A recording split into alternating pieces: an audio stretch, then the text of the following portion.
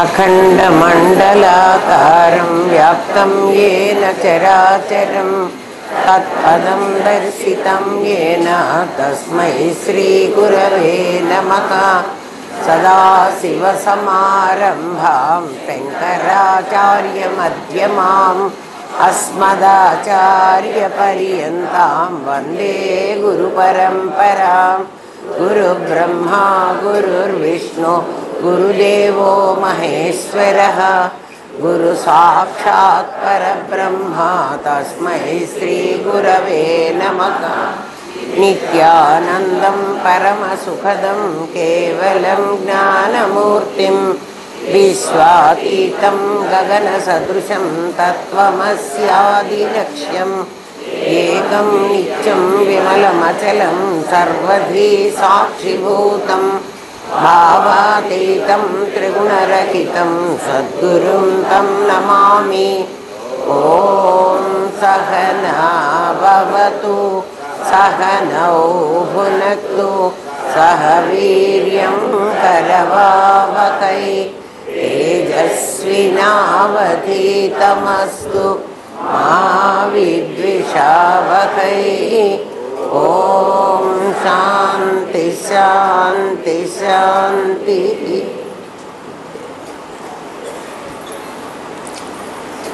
నిన్న మనం రూపాయిని గురించి చెప్పుకున్నాం.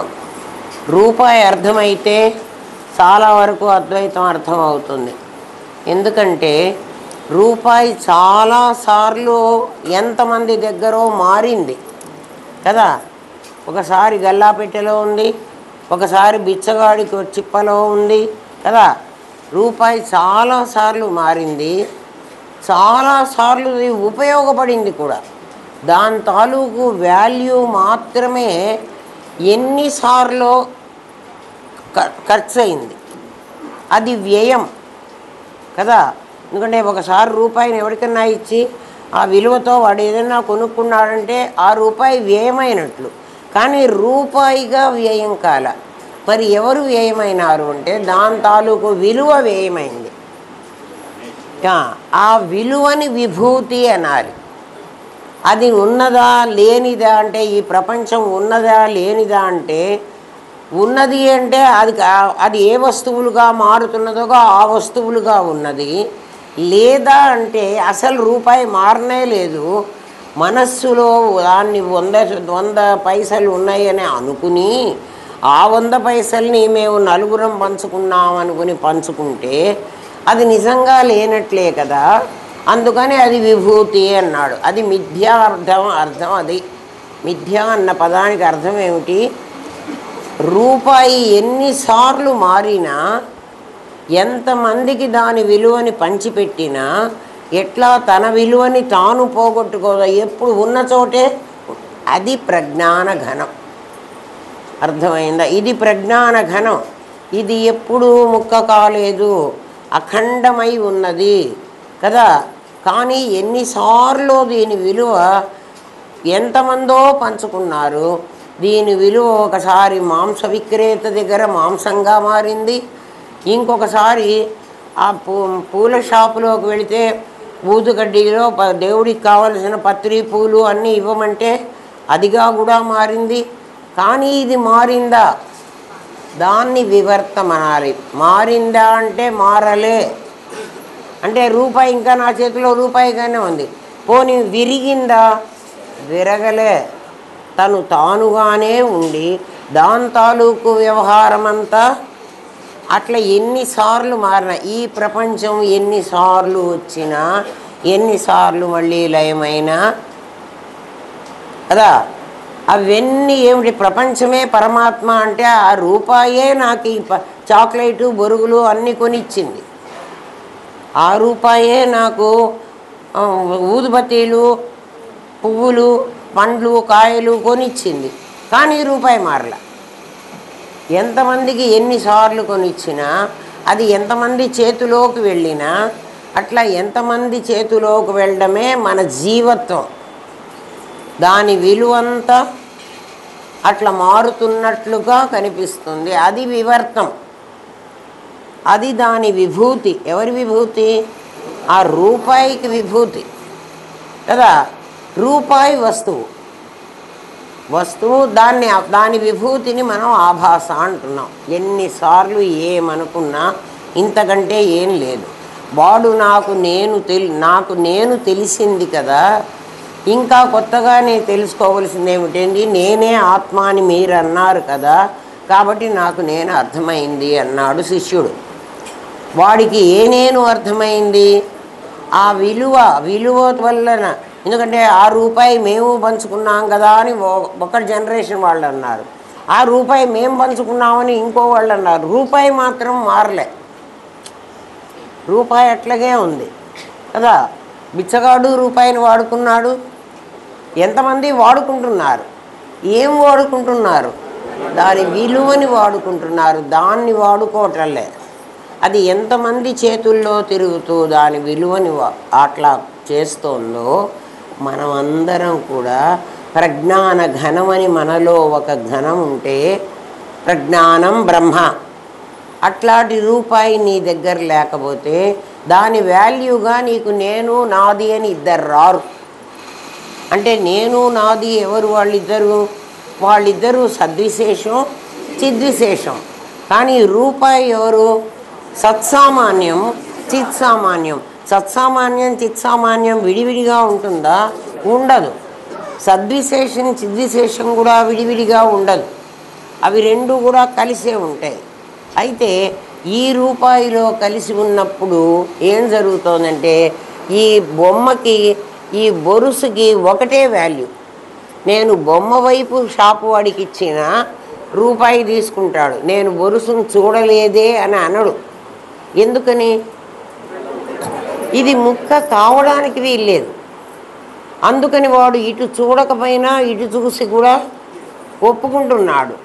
కానీ సద్విశేష చిద్విశేషాల్లో ఒక విశేషము నశించిపోతుంది, ఒక విశేషం నాశనం కాదు. చిద్విశేషం నాశనం కాదు, సద్విశేషం ప్రతిసారి మారిపోతూ ఉంటుంది. ఎందుకట్లా మారుతోంది అంటే, సత్సామాన్యంలో నుంచి యాజ్ ఇట్ ఈజ్ సత్తు రాలే. అది ఎట్లా వచ్చిందంటే పంచభూతాత్మికంగా వచ్చింది. అందుకే తస్మాద్ ఆత్మనః ఆకాశ సంభూత అన్నాడు. ఆకాశంలాగా వచ్చింది, ఆకాశం ఊరుకోకుండా వాయువు అయింది, ఘర్షణ కలిగి అగ్ని అయింది. ఇట్లా రకరకాలుగా మన దగ్గర ఒక రూపాయి ఉంది, ప్రతి ఒక్కడి దగ్గర ఒక రూపాయి ఉంది. అంటే ప్రజ్ఞాన ఘనం లేకపోతే దాన్నే ప్రత్యక్ ఆత్మ అన్నారు. ప్రత్యేగాత్మ మన దగ్గర ఉంది, రూపాయి ఉంది. ఆ రూపాయి వాల్యూని మనం పంచుకుంటున్నాం కదా. అది ఎన్నిసార్లు ఎన్ని విశేషాలు, అది ఆభాస. అంటే ఒక సూర్యకిరణం నీ రూపాయి అయితే, ఇంద్రధనస్సు నీ నాది నేను. అది ఉంటుందా? ఒకప్పుడు ఉంటుంది, ఒకప్పుడు ఉండదు.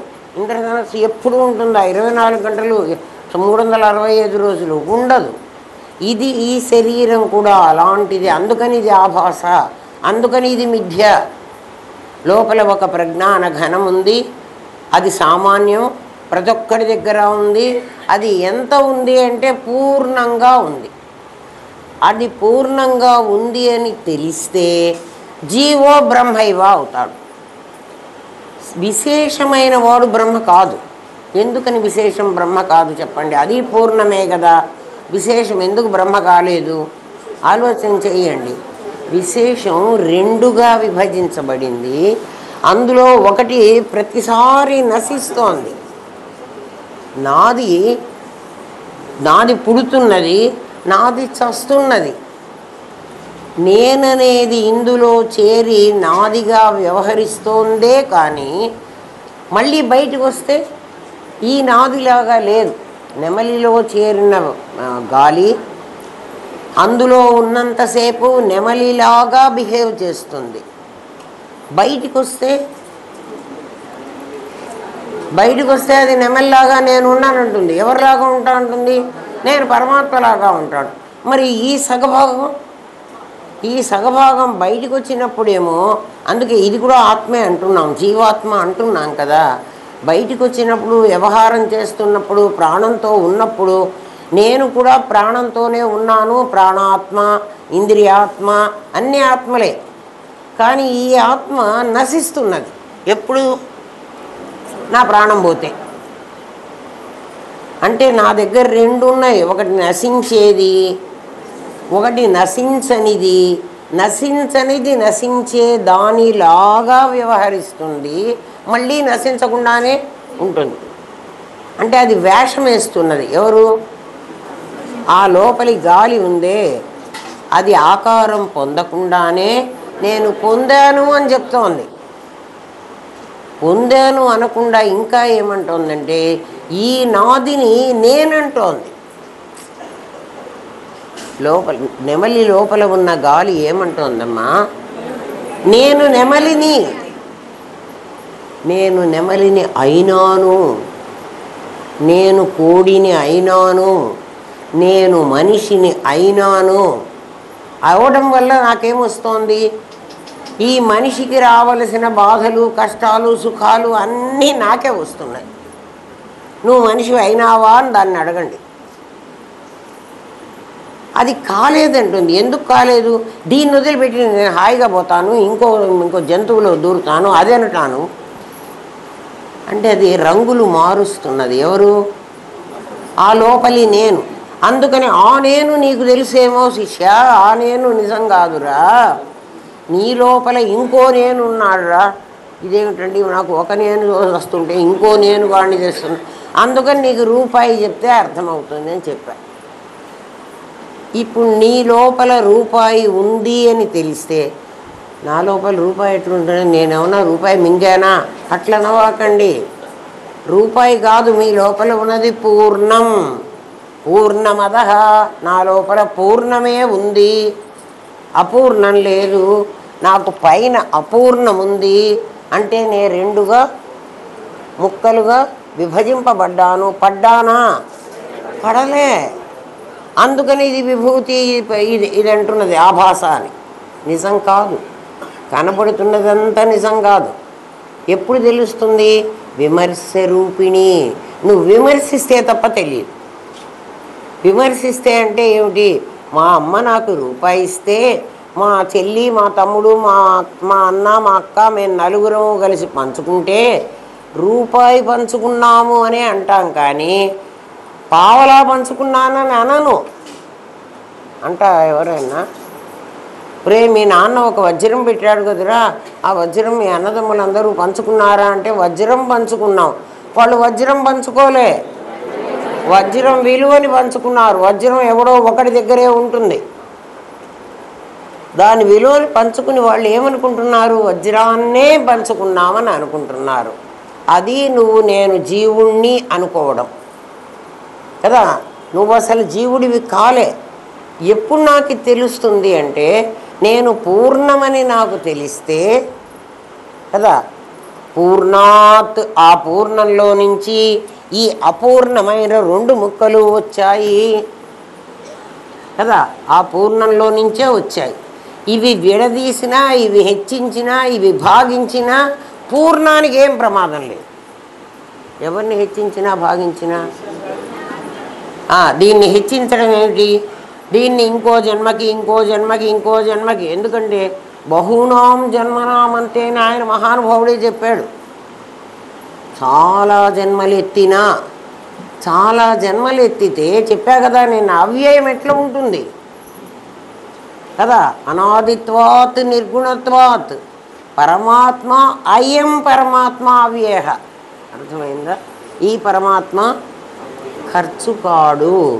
ఎన్నిసార్లు ఎవరోట ఏం చెప్పారంటే, మా ఇంట్లో బస్తా బియ్యం ఉన్నాయండి, నేను ఎంతమందికి భోజనం పెట్టినా ఆ బియ్యం అయిపోవు అన్నారనుకోండి. నిజమేనట్రా. నువ్వు భోజనం పెట్టడాలే, ఏం పెడుతున్నావంటే ఆకేసి పప్పేసి. పిల్లలకి మనం భోజనం పెడతాం, ఆకేసి పప్పేసి ఏమిటి అన్నం వేసి కలిపి నెయ్యేసి. నెయ్యి లేదు, పప్పు లేదు, ఆకు లేదు, అన్నము లేదు. కానీ ఏం చేస్తామంటే కలిపి కలిపి కలిపి నీకో ముద్ద అనేటప్పుడు కదా అని తెలుస్తుంది. అది ముద్ద పెట్టిన ఫీలింగే తల్లికి, తిన్న ఫీలింగే ఆ బిడ్డకి. మళ్ళీ అది తింటే ఎట్లా, నేను కూడా నాకో ముద్ద, నేను జగత్తు, అది జీవుడు. అర్థమైందా? పిల్లలకి ఆట నేర్పిస్తున్నాం కదా, అది పెట్టే అమ్మకి అది అబద్ధం అని తెలుసు, తిన్న పాప కూడా ఇది అబద్ధం అనే తెలుసు. ఎందుకంటే ఈ ఆట తర్వాత మళ్ళీ ఆ అమ్మ ఇంకో అన్నం కలిపి గిన్నెలో తెచ్చి దానికి నోట్లో పెడితే ఆ బిడ్డ నేను ఇప్పుడే తిన్నా కదా నాకెందుకు పెడతావని అందు. ఎందుకని? దానికి మిథ్య తెలుసు, మనకి మిథ్య తెలియదు. అది ఎందుకంటే మనమేమంటున్నాం, ఈ జన్మకి మనం అన్నీ అనుభవించాం కదా, ఇదంతా అబద్ధం అని మనం చెప్పుకుంటున్నాం కదా కదా కనపడుతుందే కానీ నిజం కాదు. వాళ్ళకి కనపడకుండా ఇది కనపడినట్లు అనుకుంటున్నారు. ఆకేసి పప్పేసి అన్నప్పుడు అక్కడేం కనపడ్డాలే. మరి కనపడకపోతే అది తిన్నానని నోరెట్లా తెలిసింది? దాని జ్ఞానంలో అది కనపడుతోంది. కనపడకపోతే అన్నం పెడతామంటే నోరు ఎందుకు తెలుస్తుందా? ఆ పిల్ల ఉద్దేశంలో, అట్లా ఉద్దేశంలో ఈ ప్రపంచం ఉందని మనం ఒప్పుకుంటున్నాం. ఈ ప్రపంచానికి ఊరికే మిథ్య, క్రియేటరు క్రియేషను ఉంటే మిథ్య కాదు. కాదంటే మీరే చెప్పారు కదండి, అప్పుడు మళ్ళీ ఇది కాదంటారు అంటే ఆ లెవెల్లో నీకు నేను ఇది చెప్పినా నీకు అర్థం కాదు. ఇప్పుడు చెప్తే అర్థమవుతుంది కదా. వినండి, నీ దగ్గర ఉన్నది మేము చెప్పే నేను కాదు అంటున్నాడు కదా. నీ స్ఫురణ దేహమే నేను అనుకుంటున్న స్ఫురణ, నీ దగ్గర స్ఫురణ ఉంది, కానీ ఆ స్ఫురణ ఏమంటుందంటే ఈ శరీరమే నేను అని చెప్తోంది నీకు. నిజంగా నేనెవరు? నేను అంటే ఈ శరీరమే నేను అంటే ఆ నేను ఎట్లొచ్చిందంటే ఒక వాసన వృత్తిగా మారింది. ఒక వాసన ఎక్కడుందండి అంటే మీ అమ్మ కడుపులో ఫస్ట్ డే నువ్వు పడ్డావే, అది నీ వాసన. అప్పుడు నీకు ఈ శరీరం ఉందా? మరి ఈ శరీరం ఎట్ట తయారు చేసుకున్నావురా? నువ్వే తయారు చేసుకున్నావు. ఎక్కడ? కాబట్టి ఈ శరీరం ఎక్కడి నుంచి వచ్చింది నీకు? మా అమ్మ కడుపులో నుంచి, మా అమ్మ ఎముకల్లో నుంచి ఎముకలు లాక్కున్నా, మా అమ్మ కండరాల్లోంచి కండరాలు లాక్కున్నా కదా, రక్తంలో నుంచి రక్తం లాక్కున్నా. ఈ లాక్కునే నీకు ఇవన్నీ ఎక్కడి నుంచి వచ్చినాయిరా? మొట్టమొదట మా నాన్న ఒక గింజ పడేశాడు కదా, ఆ గింజకు ఆకారం లేదు, అది నిరాకారం. దాంట్లో ఏమేమి ఉన్నాయి అంటే ఈ తల్లి అనేటువంటి ఒక విత్తనాన్ని నేలలో నాటితే భూమిలో దానికి కావలసినవన్నీ ఎక్కడి నుంచి లాక్కోచుకుని ఆ మొక్క పెరుగుతుందో, మొక్క దాంట్లో లేదు. శంకర భగవత్పాదులు ఈ మాటనే బీజస్యాంతరివాంకురో జగదిదం ప్రాంగ్ నిర్వికల్పం పునః మాయా కల్పిత దేశకాల కలనా వైచిత్ర్య చిత్రీకృతం. ఎట్లొచ్చిందిరా అంటే గింజలో నూరి చూసినా కూడా, శ్వేతకేతు ఉద్దాలకుడు చెప్తాడు, గింజలో నూరి పెట్టి చూసినా కూడా ఏ పార్ట్ ఆకు అవుతుంది, ఏ పార్ట్ కొమ్మ అవుతుంది, ఏ పార్ట్ రెమ్మ అవుతుంది, ఏది పువ్వు అవుతుంది, ఏది కాయ అవుతుంది, ఏది విత్తనం అవుతుందో ఆ గింజలో ఎవడిప్పటికి కనుక మైక్రోస్కోప్ పెట్టి చూసినా కనపడదు కదా, కనపడదు. అట్లాంటి విత్తనం నీ దగ్గర ఒకటి ఉంది, దాన్నే డిఎన్ఏ అంటున్నారు. దాన్ని నువ్వేం వాడుకోవటం, అది రూపాయి కాయిన్ లాంటిది. నువ్వు మళ్ళీ నీ కొడుకు కింద అదే అందిస్తున్నావు. సేమ్ డిఎన్ఏ మీ వంశంలో మొత్తం మందికి టెస్ట్ చేసుకోండి ఉంటుంది. అంటే అది రూపాయి కాయిన్, అది మారదు, దాని క్వాలిటీస్ మారవు. మరి ఏం మారుతుంది? దాని నుంచి వాల్యూ తెచ్చుకున్నాను. ఈ వాల్యూ ఎక్కడి నుంచి తెచ్చుకున్నాను? మా అమ్మ శరీరంలోంచి. ఇదిగో ఇది మా అమ్మ శరీరంలోంచి నేను ఎలా తెచ్చుకున్నాను అంటే భూమిలో నుంచి ఎలాగైతే ఆ మొక్క తెచ్చుకుంటున్నదో అట్లా తెచ్చుకున్నావు. కాబట్టి ఇది దీనికి సంబంధించింది. ఎవరికి సంబంధించింది? ఈ ప్రకృతికి సంబంధించింది. ఇది అంటే ఎవరు? నా నాది. అందుకని నా నాదిని నేను ఇక్కడే వదిలేస్తున్నా. నా నేను దీనికి సంబంధించింది కాదు.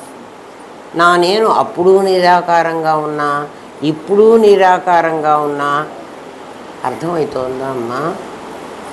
ఇది అర్థమైతే ఇంక చెప్పాల్సింది ఏం లేదు. ఫైనల్ ఎగ్జామ్ ఇది. ఇంకా మిగిలిందంతా ఊరికే చెప్పుకోవడమే. అందుకని నీ దగ్గర ఉన్న నేను ఎలాంటిదంటే, ఈ దేహమే నేను అంటున్నావు. దీనికి ఏదైనా ప్రాబ్లం వస్తే నాకే వచ్చింది అంటున్నావు. మరి నాకు వచ్చింది అన్నావా? నేనుకొచ్చిందిరా నీకు కదా. దేహం నువ్వు కాదు అని తెలుస్తూ దేహానికి ఏదన్నా రోగం వస్తే నాకు రోగం వచ్చింది అంటావు కదా నువ్వు కదా. కష్టాలు సుఖాలు ఎవరికి వచ్చినాయి? దేహానికి వచ్చినాయి. కానీ నాకు వచ్చినాయి అంటున్నావు కదా. నీకు కష్టాలు సుఖాలు రావు, వాటిని అనుభవించేటువంటి పని కూడా నీకు లేదు. కానీ నీ నేను లోపల ఉండకపోతే ఈ దీనికి అనుభవించే తెలివే లేదు.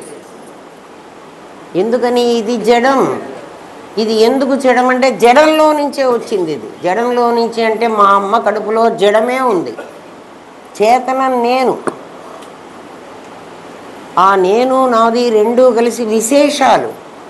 అవి సామాన్యాలు కావు. సామాన్యం ఒకటి నీ దగ్గర ఉంది, దానికి ఆకారం లేదు. ఇప్పుడు మరి పరీక్షలు చేసి నీకు డిఎన్ఏ చూపిస్తున్నారేమో నాకు తెలియదు కదా. నీ దగ్గర ఉన్నది ప్రత్యక్ కదా.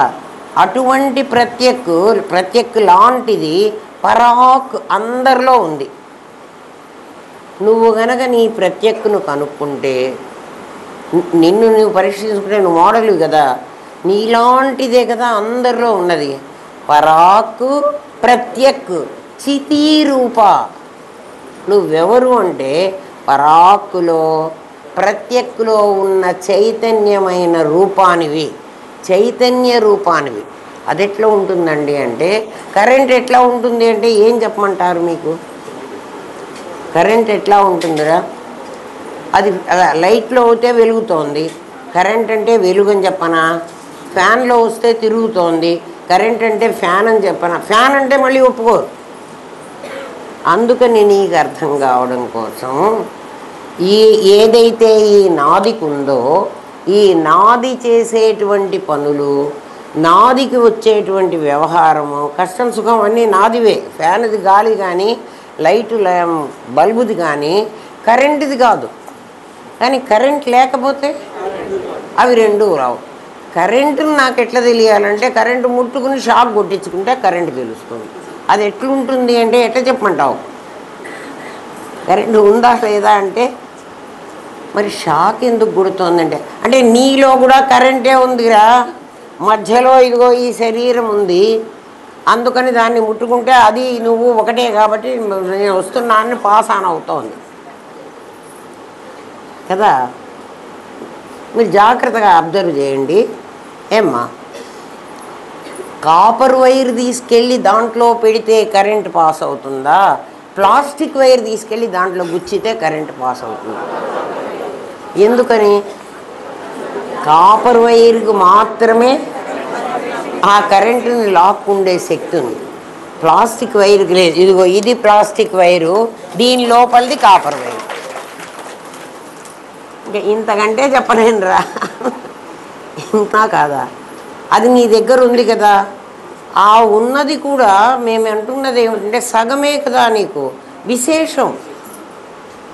నువ్వు దాని దగ్గర నుంచి సామాన్యానికి వెళ్ళు. సామాన్యంలోకి వెళితే నువ్వు రూపాయివని నీకు తెలుస్తుంది. ఆ రూపాయి ఎలాంటిది అంటే, వాడి దగ్గర ఉన్న రూపాయి, నీ దగ్గర ఉన్న రూపాయి, నీ దగ్గర ఉన్న రూపాయి ఒక్క రూపాయి అంటాడు. ఎందుకని ఒక రూపాయి? వీడికి ఒక రూపాయి, వాడికి ఒక రూపాయి అంటే 2 రూపాయలు కాలే? ఇంతమంది మనుషులు ఉంటే మీ అందరి దగ్గర ఒక్కొక్క ఆత్మ ఉంటే అన్ని ఆత్మలు కాలే? అట్లా మనం పొరపాటు పడతామేమోనని వాడు ఏం చేశాడు? అయం ఆత్మ అని చెప్పాడు. ఈ ఆత్మ అన్నాడు. ఏ ఆ ఆత్మ కాదా? అంటే ఎక్కడెక్కడ నువ్వు అద్దాలు పెట్టుకుంటున్నావో అక్కడక్కడ దాని ప్రతిబింబం పడుతోంది. అందుకని మనం అందరం ఎవరం అంటే అద్దంలో పడ్డ ప్రతిబింబాలు. ఈ అద్దం ఎవడు పెట్టాడు రా నాయన అంటే చాలా చిత్రంగా ఉంటుంది. మీకు చెప్తా చూడండి. మనం లిఫ్ట్లో వెళ్తూ ఉంటాం కదా, మనందరి లిఫ్ట్లో కాదులే, కొంచెం ధనవంతుల లిఫ్ట్లో వెళ్ళండి. ధనవంతుల లిఫ్ట్ ఎట్లా ఉంటుందంటే మనం మిడిల్ క్లాస్ మనుషులం కదా, మనకేం లిఫ్ట్లో మన బొమ్మలు కనిపించవు. కొంచెం గొప్ప వాళ్ళ లిఫ్ట్ ఆలోచించుకోండి. దానికి 4 వైపులా అద్దాలు ఉంటాయి. అంతేనా? ఇక్కడ కూడా ఒక అద్దం ఉంటుంది. ఇక్కడ కూడా ఒక అద్దం ఉంటుంది. 4 వైపుల అద్దాల్లో నేను ఒక్కొక్క యాంగిల్లోనే పడతా. అవునా కాదా? నేను లిఫ్ట్లో ఎక్కాను, నేనేమవుతాను? ఈ వైపు అద్దంలో చూస్తే నా ఈ భుజం కదా, ఈ భాగం మాత్రం కనబడదు, ఈ భాగం పడదు. దీన్ని చూడాలంటే ఈ అద్దంలోకి వెళ్ళాలి. నా ఫ్రంట్ పోర్షన్ చూడాలంటే ఈ అద్దంలోకి వెళ్ళాలి. నా బ్యాక్ చూడాలంటే వెనక అద్దంలో. ఈ పై అద్దం ఏం చేస్తుంది చెప్పండి రా? మొత్తం చూపిస్తుంది. మొత్తాన్ని ఎలా చూపిస్తున్నది? మొత్తాన్ని చూడండి. నా తలకాయ ఇక్కడ ఉంది కదా, అద్దంలో నా తల ఇక్కడ ఉంటుంది. నా కాళ్ళు ఎక్కడ ఉంటాయి? అక్కడ ఉంటాయి. అద్దంలో ఎలా కనపడుతుంది? మొత్తం కనపడాలి. నా తల ఎక్కడ ఉంటుంది అంటే ఇప్పుడు నేను మనిషిని ఇట్లా నుంచున్నా కదా, రివర్స్ కనపడతానా కనపడనా కదా? ఈ ప్రపంచం ఇప్పుడు ఆ అద్దంలో ఆ పైన పడ్డదే, అది ఇది నేను పైన అనుకుంటున్నా. ఇది ఎక్కడ ఉంటుందంటే అది దాని కింద ఉంది. నా కాళ్ళు ఎక్కడున్నాయి? అద్దంలో ప్రతిబింబంలో. ఊర్ధ్వమూలం అధశాఖ. నా శరీరం ఎట్లా ఉంది అంటే కదా, ఒక అద్దంలో నేను తలకిందులుగా ఉన్నాను, ఒక అద్దంలో నేను మీ అందరికీ తెలిసేటట్లున్నా. నిజంగా ఏమిటంటే అది నా బృహద్దర్పణం, ఇది నా చైతన్య దర్పణం. ఇక్కడ దర్పణం మీకు అర్థం కాలే, చెప్తా వినండి కదా. ఒక ఒక ఒక నా ఇండివిజువల్ తీసుకోండి, ఎవరి ఇండివిజువల్ వాళ్ళు తీసుకోండి. మన శరీరం ఎట్లా ఉంది? కాళ్ళు కిందికి ఉన్నాయి, తల పైకి ఉంది కదా. ఇది ఒక దర్పణం. మన దర్పణం అంటే మన బుద్ధి దర్పణంలో పడ్డ మన బొమ్మ, అదే కదా ప్రతిబింబం ఉన్నాం. దాని పేరు ఏమిటి? చిదాభాసుడు. చిదాభాసుడు అంటే ఏమిటి? నా చిన్న అద్దంలో పడ్డ నా శరీరం కదా. ఈ శరీరం ఎట్లొచ్చిందంటే పరమాత్మ ఏకహ అనేకో అహమస్మి అన్నాడు కదా. తదేక్షతసో అకామయత బహుశ్యాం ప్రజాయ ఏతి అన్నాడు కదా. ఆ అన్నప్పుడు ఒక పెద్ద అద్దం, ఫ్రేమ్లెస్ మిర్రర్ ఒకటి పెద్దది ఉంది. మన లిఫ్ట్లో ఉన్న పై అద్దంలాగా అనుకోండి కాసేపు.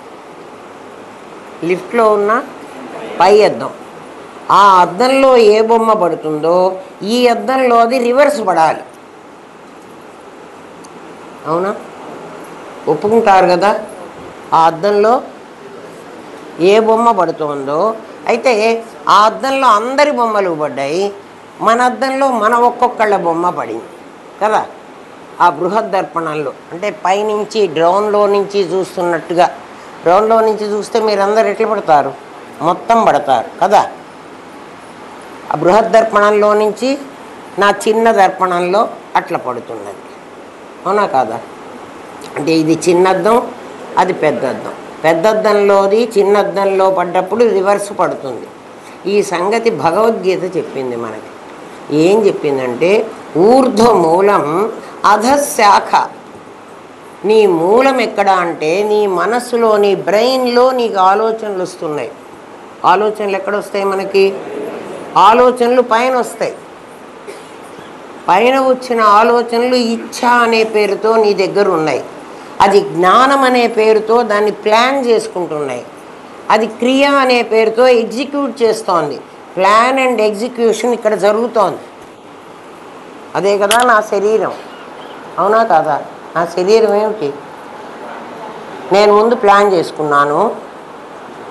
ఆ ప్లాన్ ప్రకారం మా అమ్మ కడుపులోకి నేను చేరాను. తర్వాత అక్కడ ఈ శరీరాన్నంతా నేను తయారు చేసుకున్నాను. ఇది నా ఎగ్జిక్యూషన్, ఇది క్రియ. ఈ క్రియ వల్ల నేను ఈ ప్రపంచంలోకి వచ్చాను. నా ముందు అక్కడేంటి అంటే బృహద్దర్పణంలో అది పరమాత్మ ప్లాన్ చేశాడు, పరమాత్మ ఎగ్జిక్యూషను. అంటే ఆ బొమ్మ ఉంది, అది బింబం, ఇది ప్రతిబింబం. బింబం కంటే ప్రతిబింబం ఆపోజిట్ సైడ్ ఉంటుంది, అవునా కాదా? ఇప్పుడు చూడండి, అది మాకు తెలియాలి కదా అంటారు. ఏమండి మీరు ఆ బృహద్దర్పణం చూసి వచ్చారా, మాకన్నీ ఇట్లా అబద్ధాలు చెబుతున్నారా? మేము మిమ్మల్ని కూడా బృహద్దర్పణం చూపిస్తాం, మీ దగ్గర కూడా. మనం ఈ ప్రపంచంలోకి వచ్చేటప్పుడు తల్లి కడుపులో నుంచి మనందరం కూడా వెన్నెముక అడ్డంగా పెట్టుకుని ముందు తలకాయ వస్తుంది. వారం ముందరే హెడ్ ఫిక్స్ అయిందా అని అడుగుతారు డాక్టర్. హెడ్ ఫిక్స్ అయింది. ఫిక్స్ అంటే ఏం చేసింది? కిందికి రావడానికి రెడీగా వచ్చింది. ఎవరు? మన తల. ఈ ప్రపంచంలోకి మనం ఎలా వచ్చాం? మొట్టమొదట తల వచ్చింది. మొట్టమొదట వచ్చింది ఎక్కడ ఉండాలి? కింద ఉండాలి కదా. అందుకే ఎప్పుడైనా హాస్పిటల్కి వెళ్ళి చూడండి మీరు, ఎవరన్నా పుట్టిన బిడ్డ వెంటనే అది మాట్లాడదులే, అది ఏడవటం అవి చెయ్యకపోతే ఆ డాక్టర్ ఏం చేస్తుందంటే కాళ్ళు పట్టుకుని ఇట్లా తిప్పుతుంది. ఏం తలకాయ పట్టుకుని తిప్పచ్చు కదా. ఏం చేస్తుందిరా? కాళ్ళు పట్టుకుని తిప్పుతుంది. అంటే ఈ బిడ్డ ఎట్లా వచ్చింది అంటే తలకాయ కిందికి కాళ్ళు పైకి పెట్టి వచ్చింది ఈ ప్రపంచంలోకి. మనం అందరం అట్లా వచ్చిన వాళ్ళమే, ఆడలేదు మగ లేదు. లేదండి నేను అట్లా రాలేదు. నీకు అట్లా రాకపోతే ఎవడైనా సీ సెక్షన్ చేసి పొట్ట కోసి మీ అమ్మ దగ్గర నుంచి ఇట్లా పీకితే అది నాకు తెలియదు, అది 1 or 2నే. మనం అందరం తల్లి గర్భంలోంచి ఎలా వచ్చాం? తలకిందులుగా వచ్చాం. ఎప్పటిదాకా తలకిందులుగా ఉంటున్నామంటే, తలకిందులుగా ఉంటే ఇంకా బృహదర్పణంలో ఉన్నట్టే మన లెక్క కదా. అప్పటి వరకు నీకు జీవత్వం లేదు. అందుకని పసిబిడ్డ పరమాత్మ స్వరూపం అనేది అందుకు. ఎప్పటి వరకు పసిబిడ్డ పరమాత్మ స్వరూపం? వాడి వెన్నెముక పైకి లేచేదాకా. ఎప్పుడు లేస్తుంది? వాడు పాపం బోర్లబడి వెల్లికెలబడి పాకి మెల్లగా నేర్చుకుని ఆ వెన్నెముకని ఇట్లా పెట్టుకుంటాడు. పెట్టుకొని మెల్లగా లేస్తాడు, కింద పడుతుంటాడు, మళ్ళీ లేస్తాడు, మళ్ళీ కింద పడతాడు. ఇప్పుడు వాడు ఎట్లా తిరుగుతున్నాడు? కాళ్ళు పైకి పెట్టి తల పైకి పెట్టాడు. అదిగో మనం అందరం కదా. అందుకని మూలం ఎక్కడుండాలి? చెట్టుకు మూలం ఎక్కడ ఉండాలరా? వేళ్లల్లో ఉండాలి. మనకి వేళ్ళు ఇక్కడే ఉన్నాయి. ఆలోచనలు ఇక్కడ వస్తున్నాయా? కాళ్ళల్లో వస్తున్నాయా? ఆలోచనలు ఎక్కడొస్తున్నాయి? తలలోనే వస్తున్నాయి. తల ఎక్కడుంది? కింద ఉండాలి. తల ఎక్కడుండాలి? కింద ఉండాలి. కాళ్ళు పైకి పెట్టాలి కదా. అసలు మన స్వరూపం అది. కానీ మనం ఏం చేసాం? రివర్స్ ఉన్నాం. అందువల్ల మన బుద్ధులన్నీ రివర్స్గానే ఉన్నాయి. నువ్వు పరమాత్మ అయినది, నేను జీవాత్మని అని అనుకుంటున్నావు. పరమాత్మగానే ఉండు. ఇది ఎవరు చెప్పారండి? భగవద్గీత చెప్పింది నాయన కదా. చెప్పిందా చెప్పలేదా? పురుషోత్తమ ప్రాప్తి యోగంలో ఊర్ధ్వమూలమధశాకం అశ్వత్థం. నీ శరీరం ఏమిటంటే అశ్వత్థం, రేపు ఉంటుందని చెప్పడానికి వీల్లేదు. ఇవాళ ఉంది. స్వ అంటే రేపు. అశ్వత్థం ప్రాహుర్ అవ్యయం. అవ్యయమైన నీ శరీరం నీ లోపల రూపాయి కాస్తుంది. ఏంరా? ఛందాంసి యస్య పర్ణాని. చెట్టు తెలుసుకోవాలంటే దాని కొమ్మలు ఆకులు, పర్ణానంటే ఆకులు, ఆకులు చూసి చెట్టు గుణం మనం కనుక్కోవాలి. నీ ఆకులు, నీ క్రియలు, నీ ఇంద్రియాలు, వీటిని చూసి నువ్వేం కనుక్కోవాలి? ఏ చెట్టుకు ఈ ఆకులు వచ్చినాయో కనుక్కోవాలి. ఎవడు కనుక్కుండా ఎస్తం వేద స వేదవిత్, ఎవడు తెలుసుకుంటాడో వాడు తెలిసినవాడు, మిగిలిన వాడు తెలిసినవాడు కాదు. అంటే మనం అందరం ఎందుకు తెలియకుండా ఉంది, మన దగ్గరే ఉన్నది మనకు ఎందుకు తెలియలేదు అంటే మనం తల్లకిందులుగా అయినాం. పరమాత్మ సృష్టిలో మనం ఎట్లా ఉన్నాం, కాళ్ళు పైకి తల కిందికి. ఆ పిల్లవాడి చేతిలో మీరు 100 రూపాయలు కాదు బంగారు కాసు పెట్టండి, వాడు పట్టుకోడు. ఎవడు? వెన్నెముక అడ్డంగా ఉన్నవాడు. ఎవడికి వెన్నెముక నిలువుగా వచ్చిందో అంటే కూర్చోవడం మొదలుపెట్టావు, రివర్స్ మొదలుపెట్టావు, అప్పటి నుంచి నా చేతిలో ఉన్నది మాత్రం అది. చూసుకోండి, హాస్పిటల్కి వెళ్ళి చూడండి, మనం అందరం ఎట్లా పుట్టామో మనకే తెలుస్తుంది. ఏమిరా? ఊర్ధ్వమూలం అధశాఖం.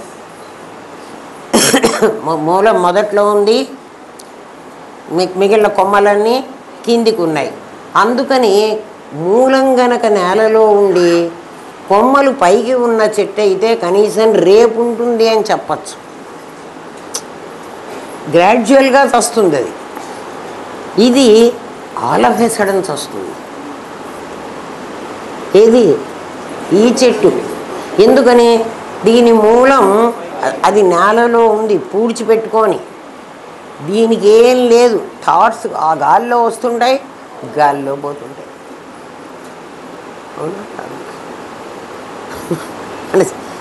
అందుకని ఏం చెప్పినాడు,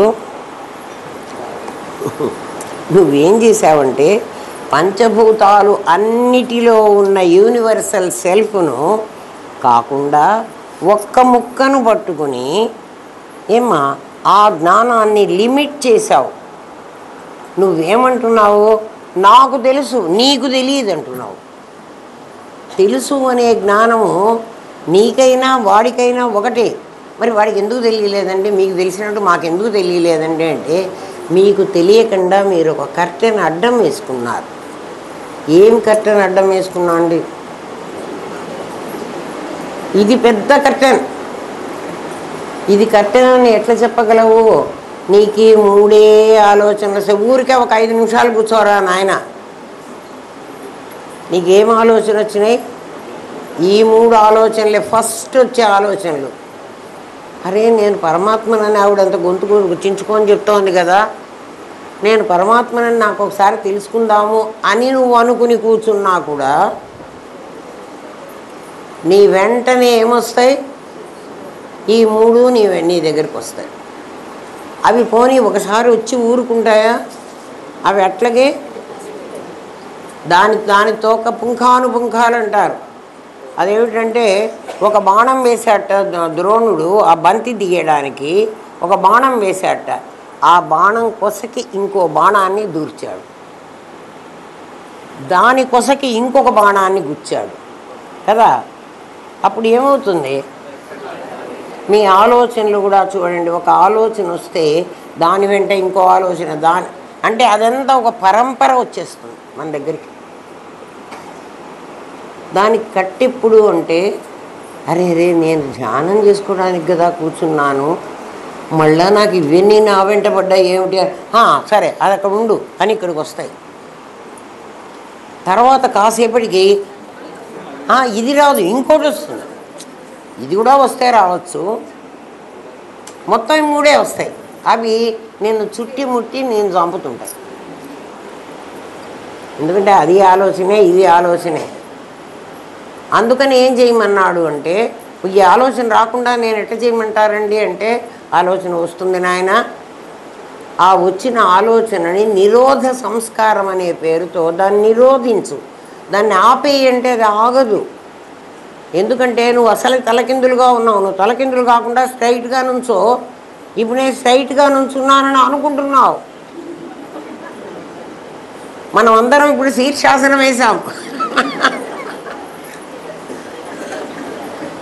కదా. నువ్వు అనుకో, అనుకుని ఏం చేయమంటావు? ఈ 3 వల్లే కదా నేను జన్మకు వస్తున్నాను, మళ్ళీ మళ్ళీ జన్మకు వచ్చినా అన్నీ 3 చంపుతున్నాయి కదా. ఈ 3 కదా చంపేది. ఏమిటి ఆ మూడిటి వల్ల నాకు వచ్చింది? ఆహారం, నిద్ర, భయం, మైథునం. 4 పనులు. చీమగా అదే చేశాను, దోమగా అదే చేశాను, గెలుపగా అదే చేశాను, పిల్లిగా అదే చేశాను. చేశారా చేయలేదా? ఏమోనండి, నేను చేశానో చేయలేదో నాకు తెలియదు. పోనీ ఇప్పుడు చేస్తున్న వాళ్ళని చూడాలా? ఆవు అదే చేసింది, బర్రె అదే చేసింది. ఏమ్మా అట్లా నువ్వు అనుకుని దీని నుంచి నేను బయటపడాలంటే ఈ మూడింటిని నేను వదులుకోవాలి. వదులుకోమంటే మీ డబ్బులన్నీ ఎవరికన్నా ఇచ్చేయండి అని కానీ కదా, మీ భార్యను వదిలిపెట్టేసేయండి. ఒకడెవరో కాశీకి పోయినట్ట, గురువుగారు చెప్పారు కదా అని భార్యాభర్తలు ఇద్దరు కాశీకి పోయినారు. వాడు భార్యను వదిలిపెట్టేశాడు కాశీలో, ఈవిడ భర్తను వదిలిపెట్టేసింది కాశీలో. ఇద్దరేమైనారు? ఇద్దరు మళ్ళీ అక్కడే ఉండాల్సి వచ్చింది. అట్లా వదలవాకండి, బుద్ధితో వదలండి, ఫిజికల్గా వదలవాకండి. వాళ్ళు ఎంతకాలం ఉండాలో, ఎవరెవరు ఏ కర్మ తెచ్చుకున్నారో ఆ కర్మ అయిపోతే వాళ్ళే వెళ్ళిపోతారు. నీ కర్మ అయిపోతే నువ్వు వెళ్ళిపోతావు, వాళ్ళ కర్మ అయిపోయి. అక్కడ చెప్పారండి ఆనందధామంలో భార్యా బిడ్డలను అందరినీ వదిలేయమన్నది ఆవిడ. నేను అనలేదమ్మా, బుద్ధితో వదులు.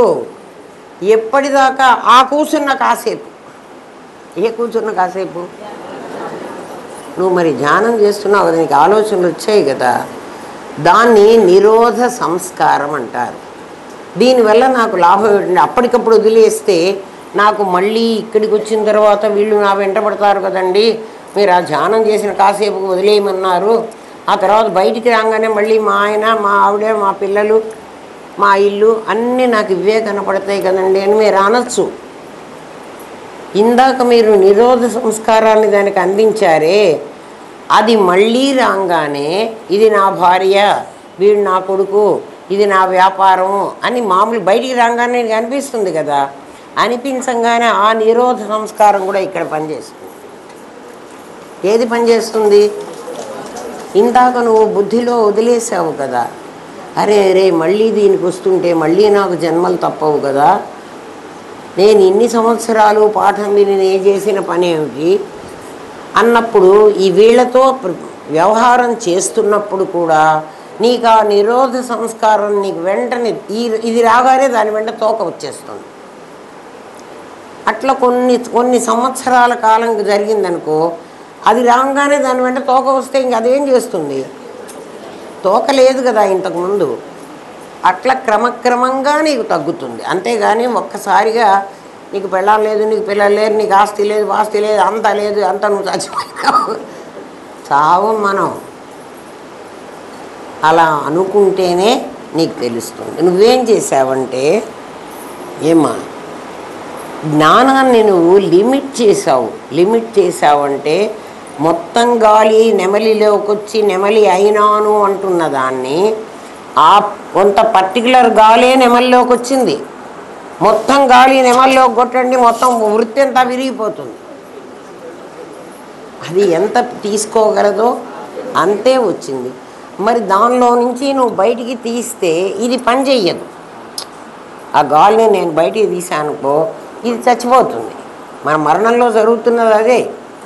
దీనిలో ఉండగానే దానికి చెప్పండి, నువ్వు ఇందులోకి వచ్చి దీనిలో బంధించబడ్డట్టు అనుకుంటున్నావే కానీ నిజంగా నీకు బంధం లేదే. దీని వ్యవహారం నువ్వు ఆలోచించు. నువ్వు బయటికి వస్తే నువ్వు ఇలాగే ఉన్నావు. నీ బయట గాలి దీనికంటే ఎంత ఎక్కువ ఉంది? చాలా పెద్దది.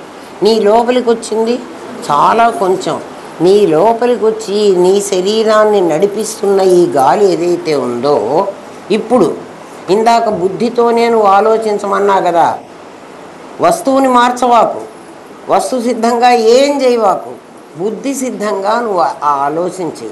అప్పుడు ఏమంటుందంటే లోపలి గాలి అవును నిజమేను కనపడుతోంది కదా, అది దీనిలోకి రావడం వల్ల ఈ శరీరానికి నెమలి అనే పేరు పెట్టారు. అది బయటికి పోతే నెమలి కాదు, ఈసారి పులిలోకి వెళితే పులి అవుతుంది, పిల్లిలోకి వెళితే పిల్లి అవుతుంది. నీకు అది అర్థమైపోయింది కదా. అప్పుడు దీని మీద నీకు వ్యామోహం తగ్గుతుంది. లేకపోతే ఇదే నేను అంటున్నావు, దాన్ని లిమిట్ చేసావు నువ్వు. ఏమ్మా నువ్వు అది ఒప్పుకోవు. ఎందుకని అంటే దేహమే నేను అంటున్న నీవు దేహం నువ్వు కాదు అంటే నువ్వు ఒప్పుకోవు. కానీ నువ్వే ఆలోచించు, దేహం నువ్వు కాదంటానికి చెప్తున్నాను. ఎవడైనా చచ్చిపోయినప్పుడు ఈ దేహాన్ని వెంట పెట్టుకుని పోయినాడా? ఎవడైనా పోలే, వెంట పెట్టుకుని పోలే. మనం చూస్తే ఎప్పుడు చచ్చిపోయినాడమ్మా అని అడుగుతాం మనం. అంటే రాత్రి పోయినాడు. రాత్రి వాడు వెళ్ళిపోతే ఇక్కడ ఏముంది? వాడే కదా ఇక్కడ ఉంది. ఇన్నాళ్ళు నేను నేను అన్నవాడే కదా ఇప్పుడు ఇక్కడ పడుకొని ఉన్నాడు. మరి వీడా నిజమైన వాడు, ఆ పోయినవాడా? ఆ పోయినవాడు బతికుండగా వీడు చచ్చినవాడు ఎట్లవుతాడు కదా? ఒకటి ఆలోచించండి రా. వాడు వీడిలో ఉన్నప్పుడు వీడు బతికాడు కదా. వాడు వెళ్ళిపోతే వీడు చచ్చాడు. ఇప్పుడు బతికినవాడు వీడా, చచ్చినవాడు వీడా? వీడు అసలు లేనివాడు. అది చెప్పారని చూస్తున్నావు. ఆభాసాన్ని ఇందాక నుంచి చెబుతుంటే వీడు అసలు లేనివాడు. మరి ఉన్నవాడెవడు? ఆ పోయినవాడు. వాడు ఉన్నాడని మీరెట్లా చెప్తారండి? వాడు ఉండకపోతే స్వర్గానికి పోయినాడు, నరకానికి పోయినాడు ఎట్లా మాట్లాడుతున్నావు రా నాయన? ఇక్కడ చచ్చినవాడెవడు, ఆ స్వర్గానికి పోయినవాడెవడు? ఇద్దరిని ఆలోచించు నువ్వు. నీ దగ్గర ఇద్దరున్నారు కదా. దయ్యం పట్టింది అన్నమాట విన్నారా ఎప్పుడైనా? వాడికి దయ్యం పట్టిందిరా. దయ్యం ఎక్కడుంది పట్టడానికి? ఆ చచ్చినవాడు, ఆ పోయిన చచ్చినవాడే కదా దయ్యమై పట్టేది. వాడు కదా. దయ్యానికి ఇంకొక మాట కూడా చెప్తారు, గాలి వచ్చింది, వాడికి గాలి పట్టింది. అంటే దీనిలోకి గాలి ఉంది. అసలు మన పెద్దలు ఎన్ని రకాలుగా మనకి చెప్పినా మనకు అర్థం కాదు. ఎందుకు అర్థం కాదంటే మనం తల్లకిందులుగా పడి చస్తున్నాం. అందుకని మనకు అర్థం కాదు. ఏమ్మా, ఎవరైనా రారా అని పిలిస్తే నువ్వేమంటావు అంటే నన్నేనా అంటావు. నన్నేనా అనొచ్చు కదా, నన్నేనా అనొచ్చు కదా. నన్నా అని అంటున్నావా? అంటలే. నన్ను అంటున్నావా? ఇక్కడ చూపిస్తున్నావు, ఇక్కడెవడున్నాడు కదా. ఈశ్వర సర్వదేహానాం, వీడి దేహంలో ఉంది వాడి దేహంలో లేదని లేదురా. సర్వదేహానాం హృద్దేశే అర్జున తిష్టతి. తిష్టతి అంటే వాడు నిలబడి ఉన్నాడు. అందుకని నువ్వు ఇది నాది అని నీకు తెలుసు. నీకు తెలుసో తెలియదో నాకు తెలియదు. కానీ నీకు తెలియకపోతే నేను పసిబిడ్డ కూడా నేను అంటే ఎవరిని చూపిస్తాడు? ఇక్కడ. వాడు పసిబిడ్డ వద్దులేరా, ఇంత చదువుకున్నారు కదా మనందరం చాలా తెలివిగల వాళ్ళం. రారా అంటే నన్నేనా? నన్ను రమ్మంటావా, వీడిని రమ్మంటావా అంటున్నావా లేదా? అంటే నువ్వెక్కడున్నావు? ఇక్కడున్నావు. ఏంట్రా? నీ స్ఫురణను దేహం మేరకే పరిమితం చేసి, అంటే నువ్వెక్కడున్నావు అంటే నేను ఇందులోనే ఉన్నాను అంటున్నావు. ఇందులోనే ఉండేవాడివి కావు. మరి ఇందులో ఎవరున్నారు? నీ విశేషం ఉంది ఇందులో. నీ సామాన్యం ఎక్కడ పడింది? నువ్వు సామాన్యాన్ని బ్యాక్గ్రౌండ్కి పంపించావు. రూపాయిని ఎక్కడికి పంపించావు? నీ లోపలికి పంపించావు.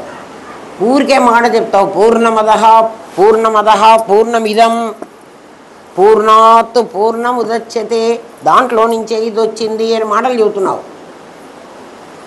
కదా. ఆలోచించు. నీ ఉనికిని కూడా దేహానికే పరిమితం చేసి ఈ దేహమే నేను అంటున్నావు. నువ్వేమంటున్నావు? నేను ఇక్కడున్నాను అంటున్నావు. మరి ఇక్కడున్నది ఎవరు?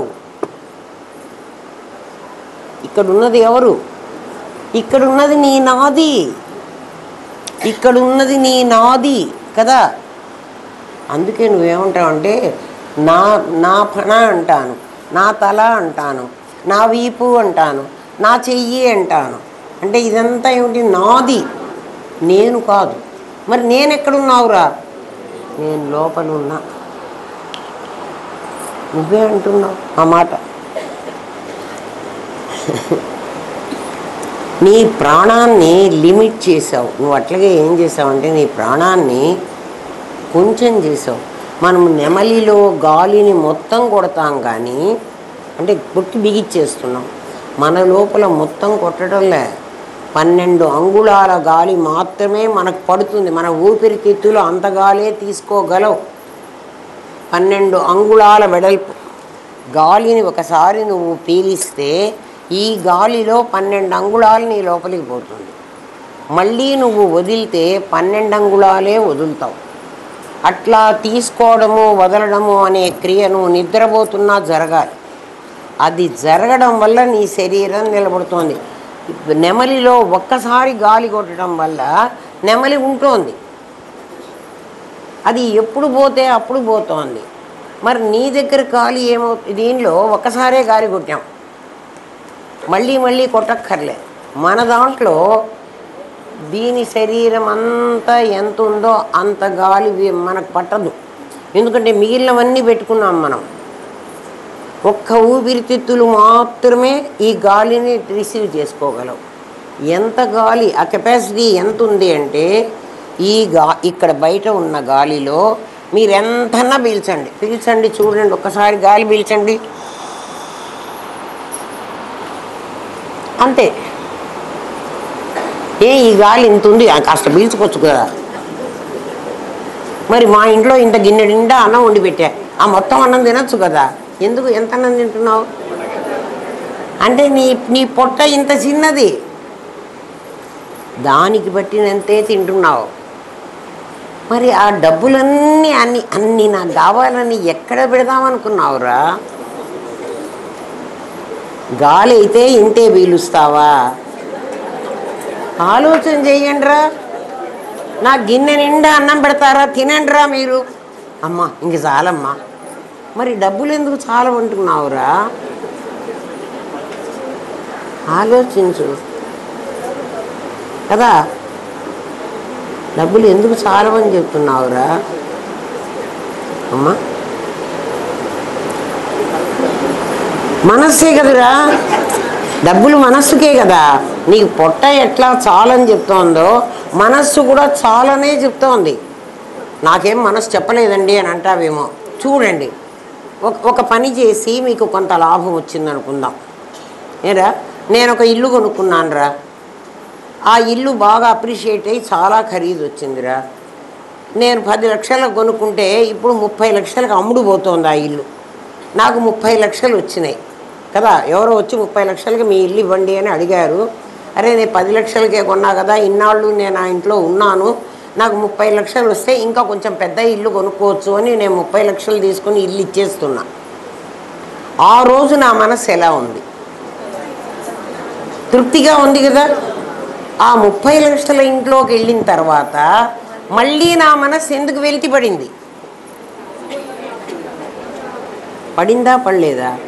ఆ రోజు నాకు తృప్తి లేదు అని మాట్లాడు, నీ మనసు నిండలేదు అని అనుకుంటా. దానికి ఏమంటాడంటే శిష్యుడు అంటున్నాడు, గురువుగారు మీ ఆర్గ్యుమెంట్ బాగుందండి, నా పొట్టకి ఇంత అన్నం సరిపోతే నేను ఇంకా చాలు అని అన్నానండి. అట్లా నా మనస్సుకు కూడా అంత సరిపోతే నేను చాలు 30 లక్షలకి నాకు వచ్చింది. ఎవరికి వాడు తృప్తిపడి ఉంటాడు ఆ రోజు. చాలు అన్నానండి, కానీ నా పొట్టలో అన్నం మిగిలిన అవయవాలన్నీ అరిగించి దాన్ని పంపించేసి ఖాళీ చేసినాయి.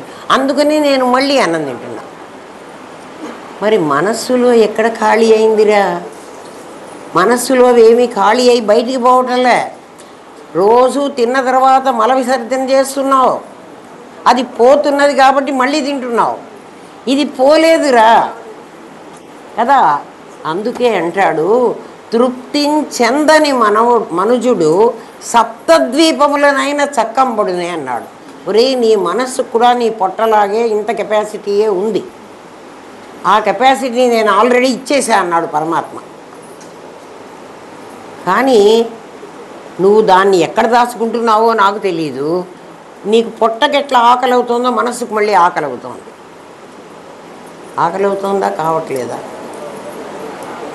అవుతున్నది. మరి నువ్వు ఆ మనస్సును అరికట్టక్కర్లేదా? దానికి చెప్పక్కర్లేదా? నీకు దేవుడు ఇచ్చాడు కదా, నువ్వే ఆలోచించుకో. నీకు ఎంత తృప్తి ఉందో ఏ రోజు ఆ రోజు. మరి తృప్తి మళ్ళీ ఏమైపోయిందిరా? అదే పోని విద్యాధనం అంటాడు. విద్యాధనము రెండు ఒకలాంటివి అంటాడు. చదువుకోరా నాయన అంటే ఇంతవరకు చదువుకో, ఇంకా నాకు చాలు, ఈ చదువుతో డబ్బులు సంపాదిస్తానంటావు. కానీ ఇంకా కాస్త చదువుకుంటే జ్ఞానం ఎంతుంది? డబ్బులు సంపాదించాలన్న ఆశ ఉన్న నీ మనస్సుకి ఇంకా జ్ఞానం సంపాదించాలని ఎందుకు అనిపించట్లేదు? ఇది అది ప్రైమరీ. ఏది ప్రైమరీ? ఎందుకురా నీకు ఆ పిచ్చి ఆలోచన? అందుకని విమర్శ రూపిణి. ఆలోచించరా, నీకు నువ్వు కూర్చొని ఆలోచించు, ధ్యానం చేయక్కర్లేదు. ఈ ప్రపంచం నుంచి నువ్వు విత్డ్రా అవ్వాలంటే ఆలోచించి. గాలే ఎక్కువ ఉంది, రెడీగా అవైలబుల్ ఉంది. పీల్చుతున్నావా? పీల్చలేవు కదా. ఎంత గాలి పీలుస్తున్నావో అంత వదులుతున్నావు. వదిలి ఖాళీ చేసుకోకపోతే మళ్ళీ అన్నం, ఖాళీ చేసుకోకపోతే మళ్ళీ అన్నం తినం కదా. కానీ ఆశ మాత్రం, అందుకే చెప్పాడు, ఆశాపాసము తా కడున్నిడుపు లేదు అంతంబు రాజేంద్ర వారాసి ప్రావృతమేది నీ వలయ సామ్రాజ్యంబు చేకూరినన్. మొత్తం ఈ ప్రపంచం అంతా నీకు ఇచ్చేసా పోరా అంటే కూడా అమ్మో తృప్తి లేదు. ఇంకా కావాలి, ఇంకా ఏం చేస్తావురా? ఇంకా వచ్చి ఏం చేస్తావురా? తినటానికి ఉండటానికి లేకపోతే ఎస్ నువ్వు ప్రయత్నం చెయ్యి. భగవంతుడు నీకెంత కావాలో అంత పెట్టే పంపించాడు. దాన్నే కర్మ అంటున్నాం. ఇంకా సంపాదించి ఎవరిని మోసం చేసి ఎవరికి పెట్టి ఏం చేస్తున్నావు? వీళ్ళందరూ నా వాళ్ళండి అంటావు. నీ వాళ్ళ వాళ్ళు నిజంగా నీ వాళ్ళైతే నీ కూడా రావాలి. ఎక్కడి దాకా వస్తున్నారా? నారీ ముఖద్వారి, వాకిల్ దాకే వస్తుంది నీ భార్య. నువ్వు పోతే ఆలోచించు. అన్ని అన్యాయం చేసి మోసం చేసి ఇంకా ఇంకా దానికే పెడుతున్నావు. ఆలోచించు. పెట్టద్దంటారా? మోసం చేసి పెట్టవాడు. ఇంకా ఆశపడి పెట్టు. దానికి కూడా నేర్పించు. చాలు, ఇంత చాలు మనకి కదా. అమ్మ నేను ఎందుకు నేర్పిస్తానండి, మీకు బాగా చెప్తారు కదా. ఇది మనకు తెలియాలనే నాయన ఇన్ని సంవత్సరాలు పనిచేసావు, ఇంకా చాలు, ఇంకా జీతం అక్కర్లేదు నీకు, రిటైర్ అయ్యి ఇంట్లో కూర్చో, నువ్వు తినడానికి నేను పెన్షన్ ఇస్తాను, అది తినరా అన్నాడు. నేను పనిచేసే శక్తి నాకున్నప్పుడు నేను ఎందుకు కూర్చొని తినాలి? నేను మళ్ళీ పని చేస్తానంటాను. ఎందుకంటే ఇంకా డబ్బులు కావాలి వీడికి. వీడి మనస్సు మాత్రం నిండదురా. పొట్ట నిండుతోంది, ఊపిరితిత్తులు నిండుతున్నాయి. ఊపిరితిత్తులకు చూడండి, 12 అంగుళాలు కాకుండా 13 అంగుళం గాలి పంపించండి రా. పోని ఆ పంపించిన గాలినే కాసేపు ఉంచండి రా లోపల కదా. బయటికి రానియకుండా లోపల ఉంచండి కాసేపు. అమ్మా ఏమవుతుంది? అస్సలు ఉండడానికి వీల్లేదు. అది రావడం పోవడంలోనే ఏమ్మా. అందుకే పరమాత్మ ఏమన్నాడంటే, ఒరే నీ లోపల ఈశ్వర సర్వదేహానని చెప్పేశాను. సకల ప్రాణుల హృదయ స్థానంలో ఈశ్వరుడు కూర్చొని ఉన్నాడు. ఈశ్వరుడు అంటే ప్రత్యేగాత్మ కాదు, జీవేశ్వరుడు ఇద్దరూ కలిసి ఉన్నారు. ద్వావిభౌ పురుషౌ లోకే క్షరశ్చ అక్షర ఏవచ క్షర సర్వాణి భూతాని కూటస్థాక్షర ఉచ్యతే. నీ దగ్గర ఇద్దరు ఉన్నారా, వాళ్ళిద్దరి పేరు నేను విశేషమని పెట్టేశాను. ఒకడు నీవు, నీకు వెనక ఉన్న ఇంకోడు ఈశ్వరుడు అనేవాడు. అందుకని జీవేశ్వరుడు ఇద్దరు సమానం. మనం ఏం చేస్తున్నాము, జీవుడు తక్కువ వాడు, ఈశ్వరుడు గొప్పవాడు. అందుకే తిరుపతికి పోతున్నాం. వాడు కదా ఈశ్వరుడు. రే కమ్మ అంటుందిట, బంగారం చాలా గొప్పది, కమ్మ చాలా చిన్నది అని. గొలుసు చాలా చిన్నది, బంగారం చాలా పెద్దది. గొలుసు అడుక్కుంటుందిగా బంగారాన్ని, ఓ బంగారమా నన్ను కాపాడుతూ ఉండు, నాకు మెరుగుగా ఉండేటట్టుగా నువ్వు చెయ్యి. ఎవరు అడుగుతున్నారు ఈ మాటలు?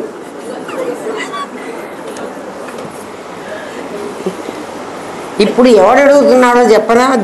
దేవుడని మీరు పూజిస్తున్నది ఎవరినో చెప్పమంటారా? నవ్వుకోవాకండి. అయితే గుర్తు చేసుకుని మీరు బాగుపడండి. నాదిని నేనుగా అనుకుని, నాదిని నేనుగా అనుకుని వాణ్ణి జీవుణ్ణి చేసావు. అంతగా జీవుడు నిజంగా లేడు. నాది నేనైతే జీవుడు. ఆ నాదికి లోపల ఇది నాది తయారు కావడానికి ఎవడైతే ఉన్నాడో ఆ గాలి, వాడు ఈశ్వరుడు. ఇది వాడిని అడుక్కుంటోంది. అర్థమైందా? నన్ను కాపాడమని. ఏం పెట్టి కాపాడమంటావు చెప్పు? ఆ గాలి నేను ఉన్ననాళ్ళు ఉంటానే, ఎన్ని రోజులు ఉండమని రాశారో అన్నాళ్ళు ఉంటానే, తర్వాత నేనున్నాను, నువ్వు పీల్చలేకపోతున్నావు, చచ్చింది నువ్వు. అంతే కదరా. ఒకటి చచ్చిపోయిన వాడిని చుట్టానికి వెళ్ళమన్నారు మా గురుదేవుడు. వాళ్ళు ఏం పోయిందో కనుక్కోమన్నారు. వాడి గుండె ఉందా? ఉంది. మరి ఉంటే వాడు ఎందుకు చచ్చిపోయినాడండి? గుండె పని చేయటం లేదండి. వాడి కిడ్నీ ఉందా? ఉంది. మరి ఎందుకురా పని చేయట్లేదు? కిడ్నీ పని చేయదు. వాడి శరీరంలో ఎన్ని అవయవాలు ఉన్నాయో అవన్నీ ఉన్నాయి కదా. మరి ఏం పోయింది వాడి దగ్గర నుంచి? ఆ కరెంటుని లాక్కునే శక్తి ఆ హోల్డర్ దగ్గర, మనం ప్లగ్ పెడతాం చూడండి, ఆ ప్లగ్ దగ్గర చిన్న కట్ అయింది. అంటే దాని కనెక్షన్ పోయింది. ఆ కనెక్షన్ మా దగ్గర ఎక్కడ ఉందండి? అక్కడంటే ప్లగ్లో చూపించారు. మా దగ్గర ఆ కనెక్షన్ ఎక్కడ ఉందండి అంటే, గాలిని నువ్వు లాగుతున్నావు చూడండి, గాలి ఇక్కడ ఉందా? మనం ఊరికే కూర్చుంటే ముక్కు గాలి పీల్చట్లే, లోపల నుంచి ఎవడో సక్ చేస్తున్నాడు చూడ, గమనించండి. ఎవడు వాడు? వాడే ఆపుతున్నాడు. వాడు ఇప్పుడు మీతో మాట్లాడిస్తా వాడితో, చూడండి. ముక్కు కాసేపు మూసుకోండి, వాడు లోపల నుంచి మీతో మాట్లాడతాడు మౌన భాషలో. ఒరేయ్ ఆ చెయ్యి తీసేయరా. నేను అబద్ధం చెబుతున్నానా? మరి ఇది మనకెందుకు తెలియలే ఇన్ని రోజులు? గాలి లోపలికి ఒకడు లాగుతున్నాడు, వాడే మళ్ళీ గాలిని వదులుతున్నాడు. అది కనెక్షను కదా. చూడండి, నీ కిడ్నీలో ఆ బ్లాడర్లో అంతా యూరిన్ కలెక్ట్ చేసి పెట్టుకుంటాడు ప్రతివాడి బ్లాడర్. బాత్రూంలోకి పోయిన తర్వాత వాడెవడో లోపల నుంచి రిలీజ్ చేస్తాడు, ఆ గాలి పీల్చే గాడే. లేకపోతే యూరిన్ రాదు నీకు. మీరు గమనించుకోండిరా, ఆ కనెక్షన్ అక్కడ ఉంది నీకు. ఇప్పుడు చచ్చిన వాడిలో ఏమైంది? ఆ కనెక్షన్ కట్ అయింది. ఇక్కడ గాలి ఉంది, ఎందుకంటే చచ్చిన వాడిని చూడటానికి మనం అందరం పోయినాం కదా, మనం అందరం గాలి పీలుస్తున్నాం కదా. మరి వాడికి ఎందుకు గాలి లేదు? ఆ కనెక్షన్ పోయింది. అది వాడి శరీరం అంతా ఉంది. ఆ కనెక్షన్ సాకారమా నిరాకారమా ఆలోచించు. అది నీ లోపల ఉంది కదా. అది ఉన్నంత వరకు నువ్వు పని చేసుకుంటున్నావు కదా. అది ఎప్పుడైతే పని చేయటం మానేసిందో, చచ్చిన శవంలో అదొక్కటే లేదు, అన్నీ ఉన్నాయి. అందుకే వాడికి ఏమైంది? తెలివి తప్పింది. ఏం తెలివి తప్పింది? గాలి పీల్చాలన్న తెలివి తప్పింది. అది పీల్చరా నాయనా అని ఎవడు చెప్పక్కర్లేదు. అవునా కాదా? అద్వైతం ఎంత బాగుంటుందో చూడండి అర్రా. ఎందుకంటే ఇది ఎవడి కథో కాదు, ఇది నీ కథ. నా కథ నాకు ఎప్పుడూ బాగుంటుంది, ఇంట్రెస్టింగ్గా ఉంటుంది. అందులో అబద్ధం కాదు. నా కథ నిజం కథ. నిజం కథ అని మాకేం తెలుస్తుంది? నీ దగ్గర ఎక్స్పీరియన్స్ అవుతున్నది ప్రబోధ సమయే. ఎప్పుడు చెప్తున్నానో అప్పుడే నీకు ఇది తెలుస్తోంది. అవును రోయ్, నా దగ్గర ఎవడో గాలి లాగేవాడు ఉన్నాడు. వాడు ఇంటికి పోయినాక తెలియాలనా? వాడు ఎప్పుడు తెలుస్తాడు? ఇప్పుడే. లేదండి, ఇంటికి పోయిన తర్వాత మీరు చెప్పిన పాఠాన్ని నిదానంగా ఆలోచించుకుని వాడు ఎవడో గాలి పీల్చేవాడు ఎక్కడున్నాడు రా, నా లోపలంతా వెతుక్కుంటానండి, ఏమన్నా దొరుకుతాడేమో. ఒరే కనపడరా? కనపడడు. ఎందుకు కనపడడు? వాడు ఒక ఆకారం ధరించి లేడు. మరి ఉన్నాడంటే ఉన్నాడు. వాడు ఉన్నాడని ఎట్లా చెప్పమంటారండి? వాడి ఫంక్షన్ని బట్టి వాడి ఫారం కనుక్కోరా నువ్వు. వాడు ఫంక్షన్ చేస్తున్నాడా లేదా? మనం అందరం గాలి పీలుస్తున్నావా పీల్చట్లేదా కదా? కాబట్టి దాన్ని బట్టి నువ్వు కనుక్కో. నీవు గాలి పీల్చుకోవడం, నువ్వు నిద్రపోతున్నా నీ గుండె కొట్టుకోవడం ఆగటం లేదు కదా. ఎవడున్నాడు నీ లోపల? వాడే నీ గుండె కొట్టుకుండేట్టు చేస్తున్నాడు. నువ్వు నిద్రపోతున్నావు, వాడు ఏం చేస్తున్నాడు? పని చేస్తున్నాడు. నువ్వు రాత్రి అంతా తిని పడుకున్నావు, తిన్న ఆహారాన్ని వాడు తెల్లవారేటప్పటికి జీర్ణం చేస్తున్నాడు కూర్చొని నీ దగ్గర. వాడు నిరాకారంగా నెమల్లో అయితే ఆ పని చేయటంలే, నీ లోపల ఆ పని చేస్తున్నాడు వాడు. స ఆత్మా సత్ విజ్ఞేయ. ఉపనిషత్తు ఏమందంటే అది ఆత్మ. సత్ విజ్ఞేయ, అది తెలుసుకోవలసింది. నువ్వు ఏది తెలుసుకోమంటారండి? నీ లోపల ఏదుండి ఏది గాలి పీలుస్తోందో. గాలి ఎందుకు పీల్చాలండి? నీ కొలిమి వెలగాలంటే వాడెవడో కమ్మరివాడు ఇట్లా ఇట్లా ఒకటి గాలి ఊపుతూ ఉంటాడు చూడండి. ఇట్లా పైకెత్తినప్పుడు దాని లోపలికి గాలి అంతా నిండుతుంది. అదిగో మన ఊపిరితిత్తుల్లో గాలి నిండుతున్నది. అదేం చేస్తే వాడు ఒత్తేస్తున్నాడు. ఇమ్మీడియట్గా ఆ గాలిలో ఉన్న ఆహార పదార్థాలు, అదే గాలిలో ఉన్న పదార్థం ఏదైతే ఉందో అది నీ రక్తంలోని మలినాలన్నీ లాగేసుకొని, నువ్వు గాలి పీలిస్తే అదేం ఊరుకోవటంలా, అప్పటికే మలిన రక్తం అంతా నీ దగ్గర నుంచి క్లీన్ అయ్యి వచ్చింది. దాన్ని అంతా లాక్కుంటున్నది ఎవరు? నీ గాలి తీసుకుని అది బయటకు వచ్చేస్తోంది. అంటే ప్రతి క్షణం నీ లోపలికి వెళ్ళి దాన్నే కార్బన్ డైఆక్సైడ్ అంటున్నావు. ఎందుకు? నువ్వు పీల్చినప్పుడు మంచి గాలి లోపలికి పోయి, ఇవి నువ్వు విడిచిన గాలి వాసన చూడండి కదా, ఎక్కడి నుంచి వచ్చింది అది? నువ్వు విడిచిన షర్టు ఒక్కసారి వాసన చూడు, ఎందుకు కంపు కొట్టింది? నువ్వు మంచి ఇస్త్రీ చొక్కా దొడుక్కొచ్చావే, ఎందుకు వాసన వచ్చింది? అంటే నీ శరీరంలో అన్ని మాలిన్యాలు ఉన్నాయి. నువ్వు మంచి నీళ్లు తాగుతున్నావే, నీ యూరిన్ ఎందుకు కంపు కొడుతున్నది? అదంతా మాలిన్యమే. మాలిన్యమంతా లోపల పెట్టుకొని ఈ సంచిలో ఈ బ్యాగ్లో అంతా ఏమేసుకున్నావు? పనికి మాలిన పదార్థాన్ని వేసుకున్నావు. నీ పనికి మాలిన బ్యాగులో ఏదేస్తే అది పనికి మాలింది అయిపోతోంది. తినేటప్పుడు ఫలం, లోపలికి పోగానే మలం. తినేటప్పుడు ఫలం, ఇంకా తినాలి. ఇంకా ఎందుకు తింటామంత? రుచిగా తినాలి కదా. మానేసి నీ దగ్గరకు వస్తే మాకు బాగా చెప్తున్నారే, ఇన్నాళ్ళు కూడా ఏమి ఇట్లాంటి మాటలు చెప్పకుండా ఇప్పుడు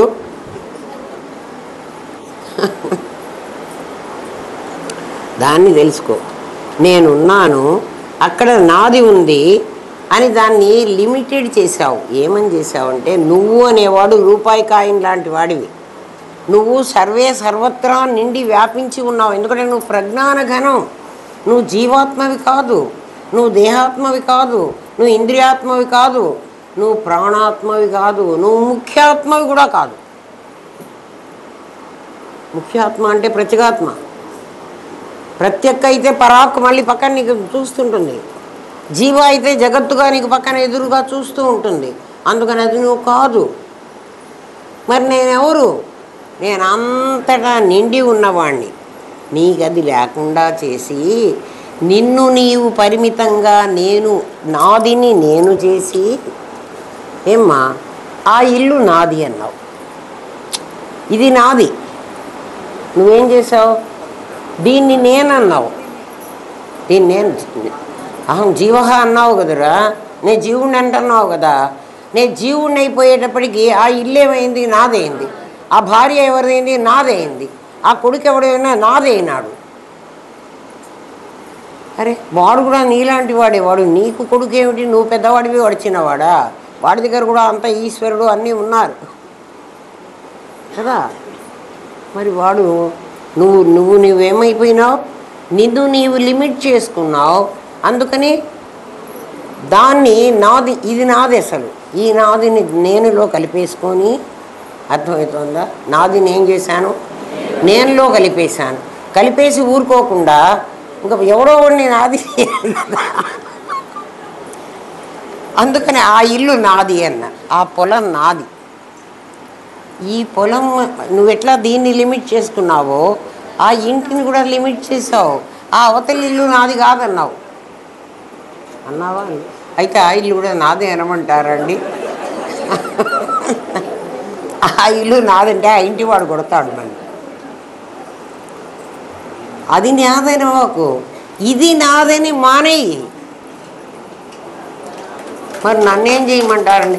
మరి ఇందా నుంచి నీకు చెప్పింది అదే కదురా. దీన్ని ఏమని చెప్పాను? ఇది ఆభాసరా, ఇది విభూతిరా, ఇది మిథ్యరా. దాని మిథ్యాత్వ నిశ్చయం అయిపోతే నువ్వు వ్యాప్తి చెందుతావు. అప్పుడేమవుతావు? అంత నీవే అయిపోతావు. నీకు నీది అనేది ఉండదు. మరి ఈ ప్రపంచం అంతా నాకు లేకుండా చేయమంటారా అండి? ఈ ప్రపంచం అంతా నువ్వే ఉంటావురా, ఇంకోడెవడు ఉండడు. అంతే కదా.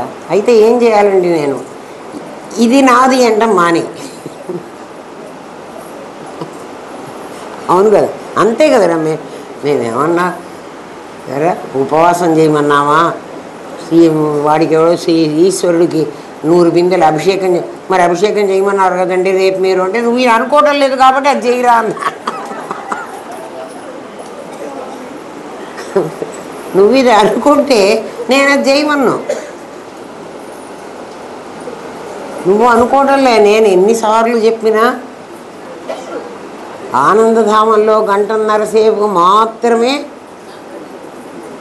మేము ఇప్పుడే అనుకున్నామని మీకు ఎట్లా తెలుసండి అంటే, ఇక్కడున్న కాసేపు ఆ ముగ్గురిని రమ్మని లేదు కదా, మీరు ఇన్వైట్ చేయలే ఎక్కడికి.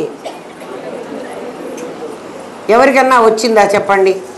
మీ ఆస్తిపాస్తుల గురించి కానీ, మీ కొడుకుల గురించి కానీ, మీ భర్తల గురించి, భార్యల గురించి కానీ ఏమన్నా గుర్తొచ్చినట్టుగా?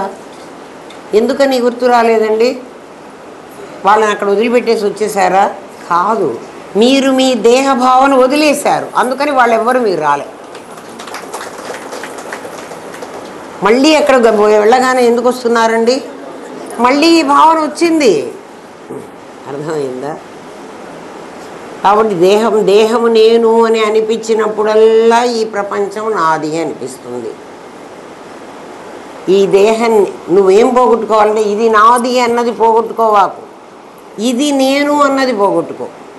నిన్న చెప్పా కదా, ఆ కుర్చీ ఖాళీ ఉంది అనడం కంటే కుర్చీలో ఎవరు లేరు, ఇంకో మనిషి లేదు అంటున్నావు. నువ్వు మనిషిని చూస్తున్నావు, ఆ థింగ్స్ చూస్తున్నావు, ఆ ఖాళీని చూడు. ఈ గొలుసు నాది కాదు అని అనుకోవడం కంటే ఈ శరీరం నేను కాదు అనుకో. శరీరంతో పాటు గొలుసు కూడా నీది కాదు అయిపోతుంది. ఇది నువ్వైతే కదా అది నీది అవుతుంది. అప్పుడు నువ్వేం చేయాలి? నిన్ను నీవు ఎలివేట్ చేసుకోవాలి, నన్ను నేను ప్రమోట్ చేసుకోవాలి. ఎవరుగా? జీవుడి నుంచి దేవుడుగా చేసుకో. అప్పుడు ఏమైపోతానండి? జీవో బ్రహ్మైవ, జీవుడు బ్రహ్మమే అవుతాడు. ఏమ్మా నీవు వ్యాప్తి చెందితే అయితే మీరు చెప్పింది బాగానే ఉంది కానీ అండి, నేను అట్లా వ్యాప్తి అయితే నాకు లాభం ఏమిటి? ఏమన్నా కొద్దిగా లాభం ఉండాలి కదా. ఎవడన్నా ఒక వ్యాపారం చేయమంటే లాభం ఎంత వస్తుంది, ఎంత పర్సెంటేజ్ వస్తుంది? 10% లాభం వస్తుంది మా వ్యాపారంలో. మీ వ్యాపారంలో ఏదినా కొన్ని వ్యాపారాల్లో 10% లాభం, కొన్ని వ్యాపారాల్లో 50% లాభం. పుల్లారెడ్డి స్వీట్ చేస్తే 10%, 100కి 200% లాభం. హోటల్ బిజినెస్ చేస్తే 100కి 200% లాభం. అంటే ఫుడ్ బిజినెస్ ఏదైనా కూడా 100కి 200 లాభం వస్తుంది. నష్టం వస్తే 100 నష్టం వస్తుంది. ఎందుకంటే ఆ ఫుడ్ ఎవడు తినకపోతే మొత్తం పోతుంది. ఆలోచించండి. ఈ బిజినెస్లో మాకేమిటి లాభం? ఏ బిజినెస్ అయినా చేయమంటే ముందు మనిషి అడిగేది ఏమిటి? లాభం. పిల్లవాడిని స్కూల్కి వెళ్ళరా, చదువుకోరా అంటే వాడు ఏమడుగుతాడు అంటే, నేను స్కూల్కి పోతే నాకేమిటి లాభం?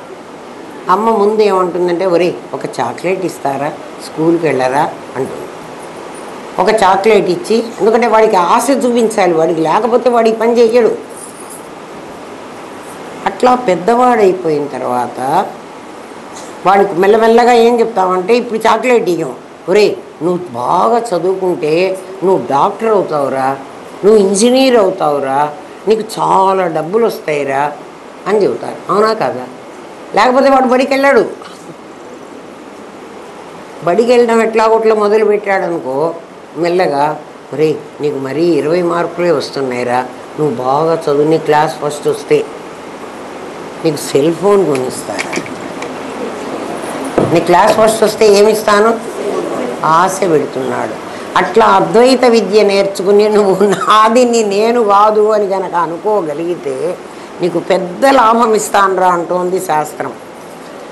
అంటే శృతి భగవతి మనకు అమ్మ లాంటిది. అమ్మ లాంటిది కాదు, అది అమ్మే. ఏమని చెప్తోందంటే, నువ్వు గనక ఇట్లా వ్యాప్తి చెందితే ఏమ్మా, ఇప్పుడు నీకు లాస్ ఏంటో తెలుసునా? జనన మరణాలు నీకు తెలియటల్లే ఆ సంగతి. ఒరే ఇవాళ ఉన్న నువ్వు రేపు ఉంటావని నాకు నమ్మకం లేదురా. ఎందుకని? ఎప్పుడు ఈ గాలి కాస్త పీల్చడం మానేస్తావో, ఇది గాలి బుడగ ఎప్పుడు టప్ అంటుందో నాకే తెలియదు. దేనికోసం ఇది ఆగదు.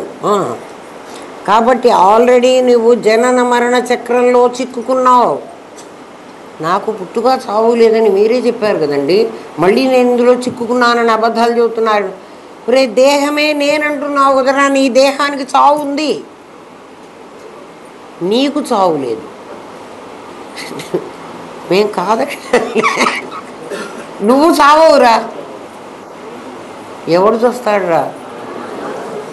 నువ్వు నాదంటలేదు, అదే నేనంటున్నావు, అది చస్తుంది.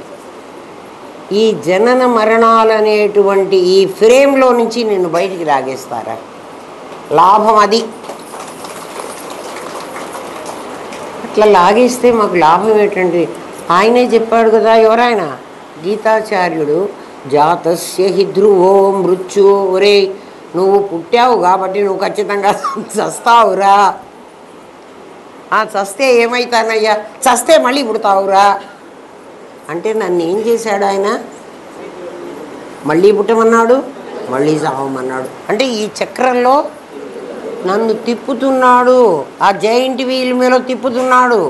ఎవరిని అడుక్కోవాలి? నేను జైంట్ వీల్లోంచి నేను బయటపడాలంటే ఎవరిని అడగాలి? ఆ తిప్పేవాడిని అడుక్కోవాలి. ఎవడు తిప్పుతున్నాడు? నా లోపల కూర్చొని ఓ రూపాయిగాడు, పూర్ణంగాడు ఒకడున్నాడు, వాడి పేరు ప్రజ్ఞ. వాడు ఏం చేస్తున్నాడు? వాడిది అసలు ఎగ్జిబిషన్ గ్రౌండు. వాడు ఈ జైంట్ వీల్లో పని చేసేవాడిని ఒకడిని పెట్టాడు, వాడు తిప్పుతుంటాడు, వాడి పేరు ఈశ్వరుడు. జైంట్ వీల్లో తిప్పేవాడు గొప్పవాడా, ఆ ఎగ్జిబిషన్ గ్రౌండ్ ఓనర్ గొప్పవాడా? నువ్వు ఓనర్ని కాకుండా ఎవరిని అడుక్కుంటున్నావు? వీల్ తిప్పేవాడిని అడుక్కుంటున్నావు. వాడు ఏం చేస్తున్నాడంటే, అయ్యా 10 రూపాయలు ఒక ట్రిప్పుకి వాడు 10 రూపాయలు తీసుకున్నాడు. 10 రూపాయలు తీసుకుని వాళ్ళని 3 ట్రిప్పులు తిప్పరా అని వాడు చెప్పాడు. ఎవడు? ఆ ఓనర్ గాడు 3 ట్రిప్పులు తిప్పుతాడు. వాడికి ఇంక సంబంధం లేదు. నీకు భయం పుట్టిందా, నువ్వు చస్తున్నావా, నువ్వు ఎంజాయ్ చేస్తున్నావా, వాడికి అక్కర్లేదు. ఎవడికి అక్కర్లే? తిప్పేవాడికి అక్కర్లే. అందుకే చెప్పాడు ఈశ్వర సర్వభూతానాం హృద్దేశే అర్జున తిష్టతి. వాడు అక్కడే కూర్చుంటాడు, ఈ జనన మరణ చక్రంలో నన్ను తిప్పుతున్నాడు. ఏం చేస్తున్నా? భ్రామయన్ తిప్పుతున్నాడట. సర్వభూతాన్ని యంత్రారూఢాన్ని, యంత్రం ఎక్కించి తిప్పుతున్నాడు. జైంట్ వీల్ ఎక్కేటప్పుడు ఎట్లా ఉంది? హ్యాపీగా ఉంది. అబ్బా వాళ్ళందరూ ఎట్లా పైకి వెళ్ళారు చూడు, కిందికి దిగారు చూడు, ఇట్లా తిరుగుతున్నారు కదా. అది ఎక్కిన తర్వాత 10 రూపాయలు ఇవ్వకపోతే అమ్మని చంపి కొట్లాడి నాకు 10 రూపాయలు ఇచ్చేయి, నేను పోతా. భయం రా, నువ్వు పైకి పోతే భయపడతావురా. తల్లి పాపం ఎంతో చెప్తుంది. శృతి భగవతి మనకి చెప్పింది, జన్మకి వెళ్ళవాకండి రా మీ దుంపల దగ్గర, మీకు ధర్మ అర్థ కామ తర్వాత మోక్ష అనేది ఒకటి ఉందిరా, అది సంపాదించుకోండిరా. మాకు జన్మకి చాలా బాగుంటుంది, జన్మలో ఇంత సుఖం ఉంటే, సుఖం ఉంది కదా. జన్మ దుఃఖం జరా దుఃఖం జాయా దుఃఖం పునః పునః సంసార సాగరం దుఃఖం తస్మాత్ జాగ్రత్త జాగ్రత్త. శృతి భగవతి చెప్పింది. కానీ మనం సంసారంలోనే పడాలనుకుంటున్నాం. పడద్దని చెప్పలే, పడరా, బీ కేర్ఫుల్ రా నాయన, సావధాన సులగ్న, సావధాన నాయన ఎవడన్నా అక్కడ నీళ్లు ఉన్నాయిరా, పడల్స్ ఉన్నాయి, నడుస్తున్నాం మనం ఏం చెప్తారు అక్కడ? బీ కేర్ఫుల్ అని రాస్తాడు ఒక బోర్డు. సంసారంలో పడుతున్నావురా నాయన, జాగ్రత్తగా ఉండరా.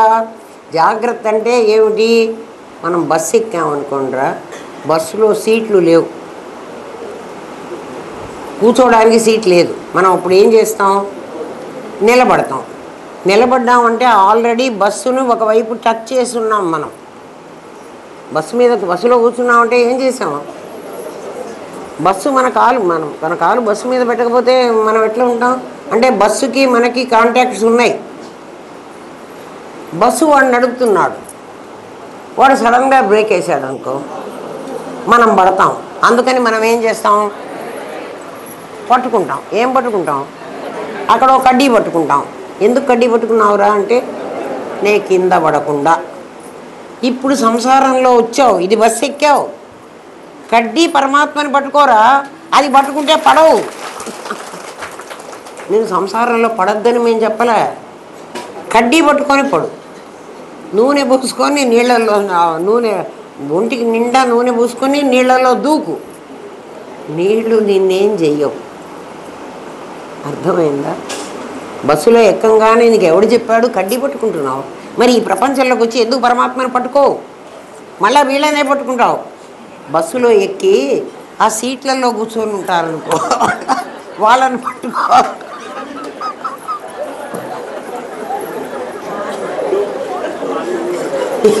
ఏమవుతావు? వాళ్ళు నువ్వు కూడా కింద పడతావు. కడ్డీ పట్టుకుంటే కింద పడవురా, నిన్ను నువ్వు నిలబెట్టుకుంటావు. అందుకు పరమాత్మని పట్టుకో. లేకపోతే నీకు భక్తి ఎందుకు? వాడెందుకు చేస్తాడు? నాకు వాడేం చెయ్యడు. సంసార వృక్షమారూఢ, నువ్వు సంసార వృక్షం ఎక్కావురా నాయన. వద్దురా అంటే కూడా వినలే. వద్దురా అంటే వినలేదంటే, చదువుకున్నాడు, ఇంజనీర్ అయినాడు, తర్వాత ఉద్యోగం వచ్చింది, డబ్బులు సంపాదించుకుంటున్నాడు కదా, వాడే పెళ్లి చేసుకున్నాం అనుకున్నాడు. ఏం మా అమ్మ నాన్న ఇంకా ఏం పట్టించుకోవటంలే నా కథ కదా, అడుగుతున్నాడా లేదా? వాళ్ళు పట్టించుకోరు అనుకోండి, నా డబ్బులన్నీ మీరే తినాలనుకున్నారా అంటే, వాళ్ళు చదువు చెప్పించిన వాళ్ళు తినకూడదు. ఎవరు తినాలి? మీరు చూడకపోతే నేనే చూసుకుంటా. అబ్బా నాకు ఇష్టమైన ఇంటర్ క్యాస్ట్లో ఏ క్యాస్టో ఒక క్యాస్టు చేసుకున్నావా లేదా? అరే నువ్వు చేసుకోను అంటే ఎవడన్నా పెళ్లి చేశాడా? నీకు బలవంతంగా ఎవడన్నా పెళ్లి చేశాడు కదా? బలవంతంగా వాడు చేస్తే మీరు చేసుకుంటారా? అస్సలు చేసుకోరు. మనకై మనమే చేసుకున్నాం. చేసుకుని ఏం చేసామంటే మనకై మనమే బస్సు ఎక్కామని అర్థం. ఎవడో ఎక్కించలేమని బస్సు ఎక్కిన తర్వాత సీట్లు లేవురా, కడ్డీ పట్టుకో నుంచోరా అన్నాం. కడ్డీ నేనెందుకు పట్టుకుంటాను? ఆ కడ్డీ ఆఫ్టర్ ఆల్ జడం, నేను చేతనం, నేనెందుకు పడతాను? నేను పడాను, నేను ఇట్లే నుంచుంటాను. వాడు బ్రేక్ వేయగానే తెలుస్తుంది మనకన్నా. అదిరా లాభము. మృత్యు సంసార సాగరాత్. నాయన సంసార వృక్షమారూఢ ఎక్కేసావురా. పడితే ఎక్కడ పడతావంటే పతంతో నరకార్ణవే. బస్సులోంచి కింద పడతావంటే ఎక్కడి నుంచి పడతాం? ఆ కింద ఏముంది? నరకార్ణవే. అట్లా పడకుండా ఏన చేయవోధృతా సర్వే. ఎవడో ఒకడు నిన్ను జుట్టు పట్టుకొని ఇట్లా పైకి లాగుతాడు. జుట్టు ఎందుకు పట్టుకోవాలి? నీ చెయ్యో కాలో పట్టుకుంటే నదిలో ఈదే వాడిని పొరపాటుగా కూడా చెయ్యి పట్టుకోనో కాలు పట్టుకోనో వాడిని లాక్కు రాకూడదు. ఎందుకంటే వాడు నిన్ను లాగుతాడు, ఖచ్చితంగా లాగుతాడు. ఎవరన్నా నీళ్ళల్లో దిగిన వాళ్ళని చూడండి. నీళ్ళల్లో దిగినవాడు అక్కర్లేదురా. ఎవడైనా కింద పడ్డాడు అనుకో, ఆ పడ్డవాడిని నువ్వు లేపడానికి ప్రయత్నం చేయి, వాడు ఈజీగా పైకి రాడు, నిన్ను గుంజుతాడు. ఎందుకంటే నేను పడ్డాను, నువ్వు కూడా పడు.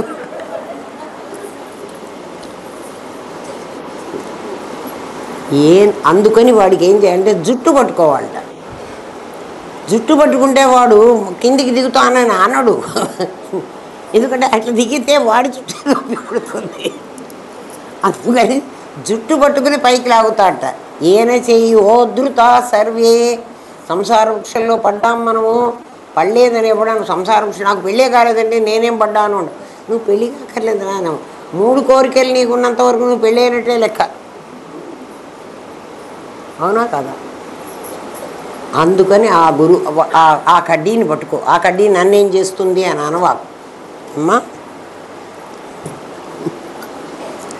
నీవు వ్యాప్తి చెందితే లాభం ఏమిటంటే ఈ జనన మరణ చక్రంలో పడడం అనేది ఖాయం. ఎవ్వడైనా నేను చావను అంటానికి వీల్లేదు. ఎప్పుడు వస్తాడో చెప్పలేడు, కానీ చావనైతే ఖచ్చితంగా చావాలి.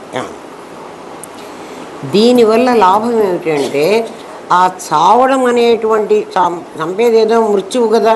ఆ మృత్యువు ఎవరు అంటే నువ్వు విశేషము సామాన్యము అని ఇంతసేపు ఆర్గ్యూ చేసి నేను సామాన్యాన్ని, నేను విశేషం కాదు అని నిర్ణయించవద్దు. విశేషం ఏమైంది?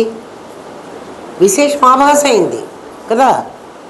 అప్పుడు మృత్యువు ఏమవుతుంది? నీకంటే భిన్నంగా కనపడింది ఏమవుతుంది? ఆభాస అవ్వాలి. కాబట్టి మృత్యువు నిన్నెట్లా తీసుకుపోతుంది?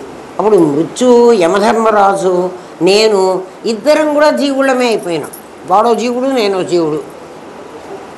నేను ఒకవేళ కలెక్టర్ ఆఫీసులో బిళ్ళబంటి రోజున అయ్యి ఉండొచ్చు, వాడు కలెక్టర్ అయ్యి ఉండొచ్చు. మేమిద్దరం ఆఫీసులోనే ఉంటాం. అట్లాగే జైలరు, జైల్లో ఖైదీ. జైలర్ ఎక్కడ ఉంటాడు? వాడు జైల్లోనే ఉంటాడు. ఖైదీ ఇద్దరు సేమ్. మరి ఏంది వాడికి ఏమిటి, వీడికి ఏమిటి?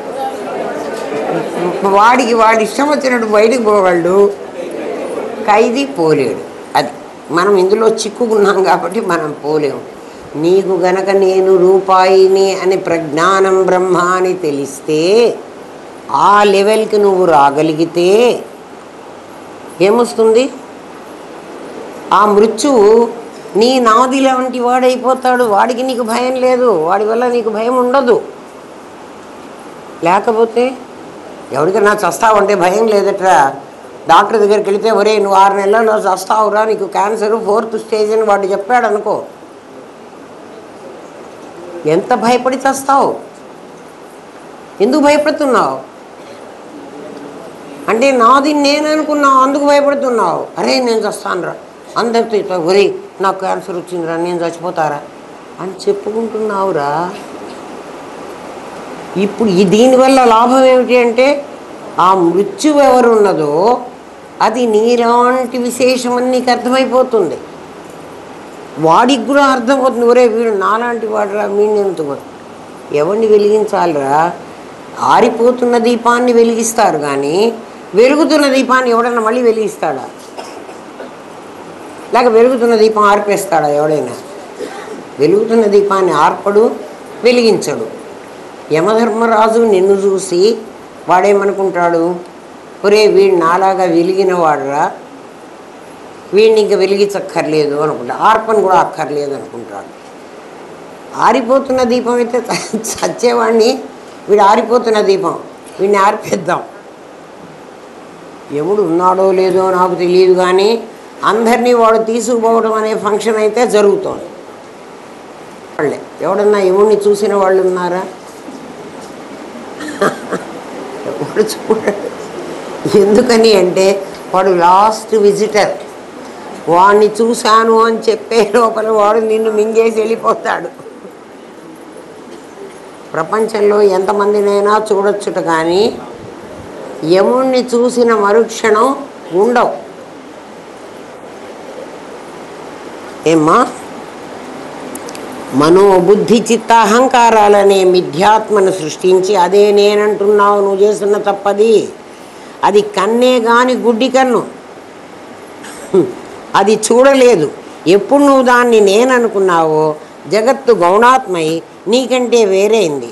ఆధ్యాత్మిక, అది భౌతిక, అది దైవతం అనే 3 రూపాల్లో జగత్తు నీ మీద విజృంభించింది. అందుకని అది 99%, నువ్వు 1% అయినావు. జగత్తంతా ఏమైంది? 99% అయింది, నువ్వు 1%. అది ఎంత నువ్వు ప్రయత్నించినా దాన్ని గెలవడం ఇంపాసిబుల్. ఎందుకని 99ని 1 ఎన్నిసార్లు పడితే గెలుస్తుందిరా? గెలవలేదు. అర్థమైందా? 14 నిమిషాలు ఎక్కువ తీసుకున్నాను. నా టైంకే నేను వచ్చా. రేపు చెప్తాను. రేపంటే నెక్స్ట్ క్లాస్లో. బాగుంది కదా పాఠం? అర్థమైంది కదా? ఏమన్నా మనలో మార్పు వస్తుందా? ఏమో, ఒక్కళ్ళకి మార్పు వచ్చినా మరి నేను పడ్డ కష్టం అంతా ఉపయోగపడుతుంది. ఇప్పుడు రాకపోయినా మీ లైఫ్లో ఎప్పుడో ఒకసారి తప్పకుండా ఇది మీకు జ్ఞాపకం వస్తుంది. ఆ రోజు ప్రయత్నించినా నాకు నష్టం లేదు. ఈరోజే ప్రయత్నిస్తే మృత్యువు మన దగ్గరికి రాడు. అంతకంటే డాక్టర్ గారు ఈ మందు వేసుకోండి, ఏమా మీకు ఆరోగ్యం, అసలు అనారోగ్యం మీకు రానే రాదు, మీ ఇమ్యూనిటీ చాలా పెరుగుతుంది అని డాక్టర్ గారు చెప్తే అది ఎంత చేదు మందైనా మింగుతున్నావు కదా కదా. మృత్యువు నీకు రాదని శృతి భగవతి చెప్తోందిరా. ఈ మాట నేను చెప్పట్లే. నువ్వు చావవురా నాయనా, నువ్వు ఎప్పుడు బతుకుతావురా అని చెప్తే, ఎప్పుడు బతికితే ఎట్లా అండి? ముసలాడిని అయితే నాకు ఎవరన్నా పెడతారు అనవాకు. ముసలేయేది నీ శరీరం. నువ్వు ముసలి కావు, నువ్వెప్పుడు ఉంటావు. ఎందుకంటే ఎవరిడీ బ్యాటరీ నువ్వు. నువ్వెప్పుడు పోవు. కరెంట్ అయితే ఎప్పుడైనా పోతుంది. ఓం తత్సత్. స్వస్తి ప్రజాభ్యః పరిపాలయంతాం న్యాయేన మార్గేణ మహిన్మహీష. గోబ్రాహ్మణేభ్యः శుభమస్తు నిత్యం. లోకాः సమస్తాः సుఖినో భవంతు. ఓం పూర్ణమదః పూర్ణమిదం పూర్ణాత్ పూర్ణముదచ్యతే పూర్ణస్య పూర్ణమాదాయ పూర్ణమేవావశిష్యతే. ఓం శాంతి శాంతి శాంతి. ఓం నమో బ్రహ్మాదిభ్యో బ్రహ్మ విద్యా సాంప్రదాయ కర్తృభ్యో వంశ ఋషిభ్యో గురుభ్యో నమో మహద్భ్యః. సర్వోపద్రవరహిత ప్రజ్ఞానఘనః ప్రత్యగర్ధో బ్రహ్మైవాహమస్మి బ్రహ్మైవాహమస్మి బ్రహ్మైవాహమస్మి. హాయిగా వెళ్ళిరండ్రా. లోకా సమస్తా సుఖినో భవంతు అనుకో. నేను, నా ఇల్లు, నా పెళ్ళాం, నా పిల్లలు బాగుండాలనుకోవాకు.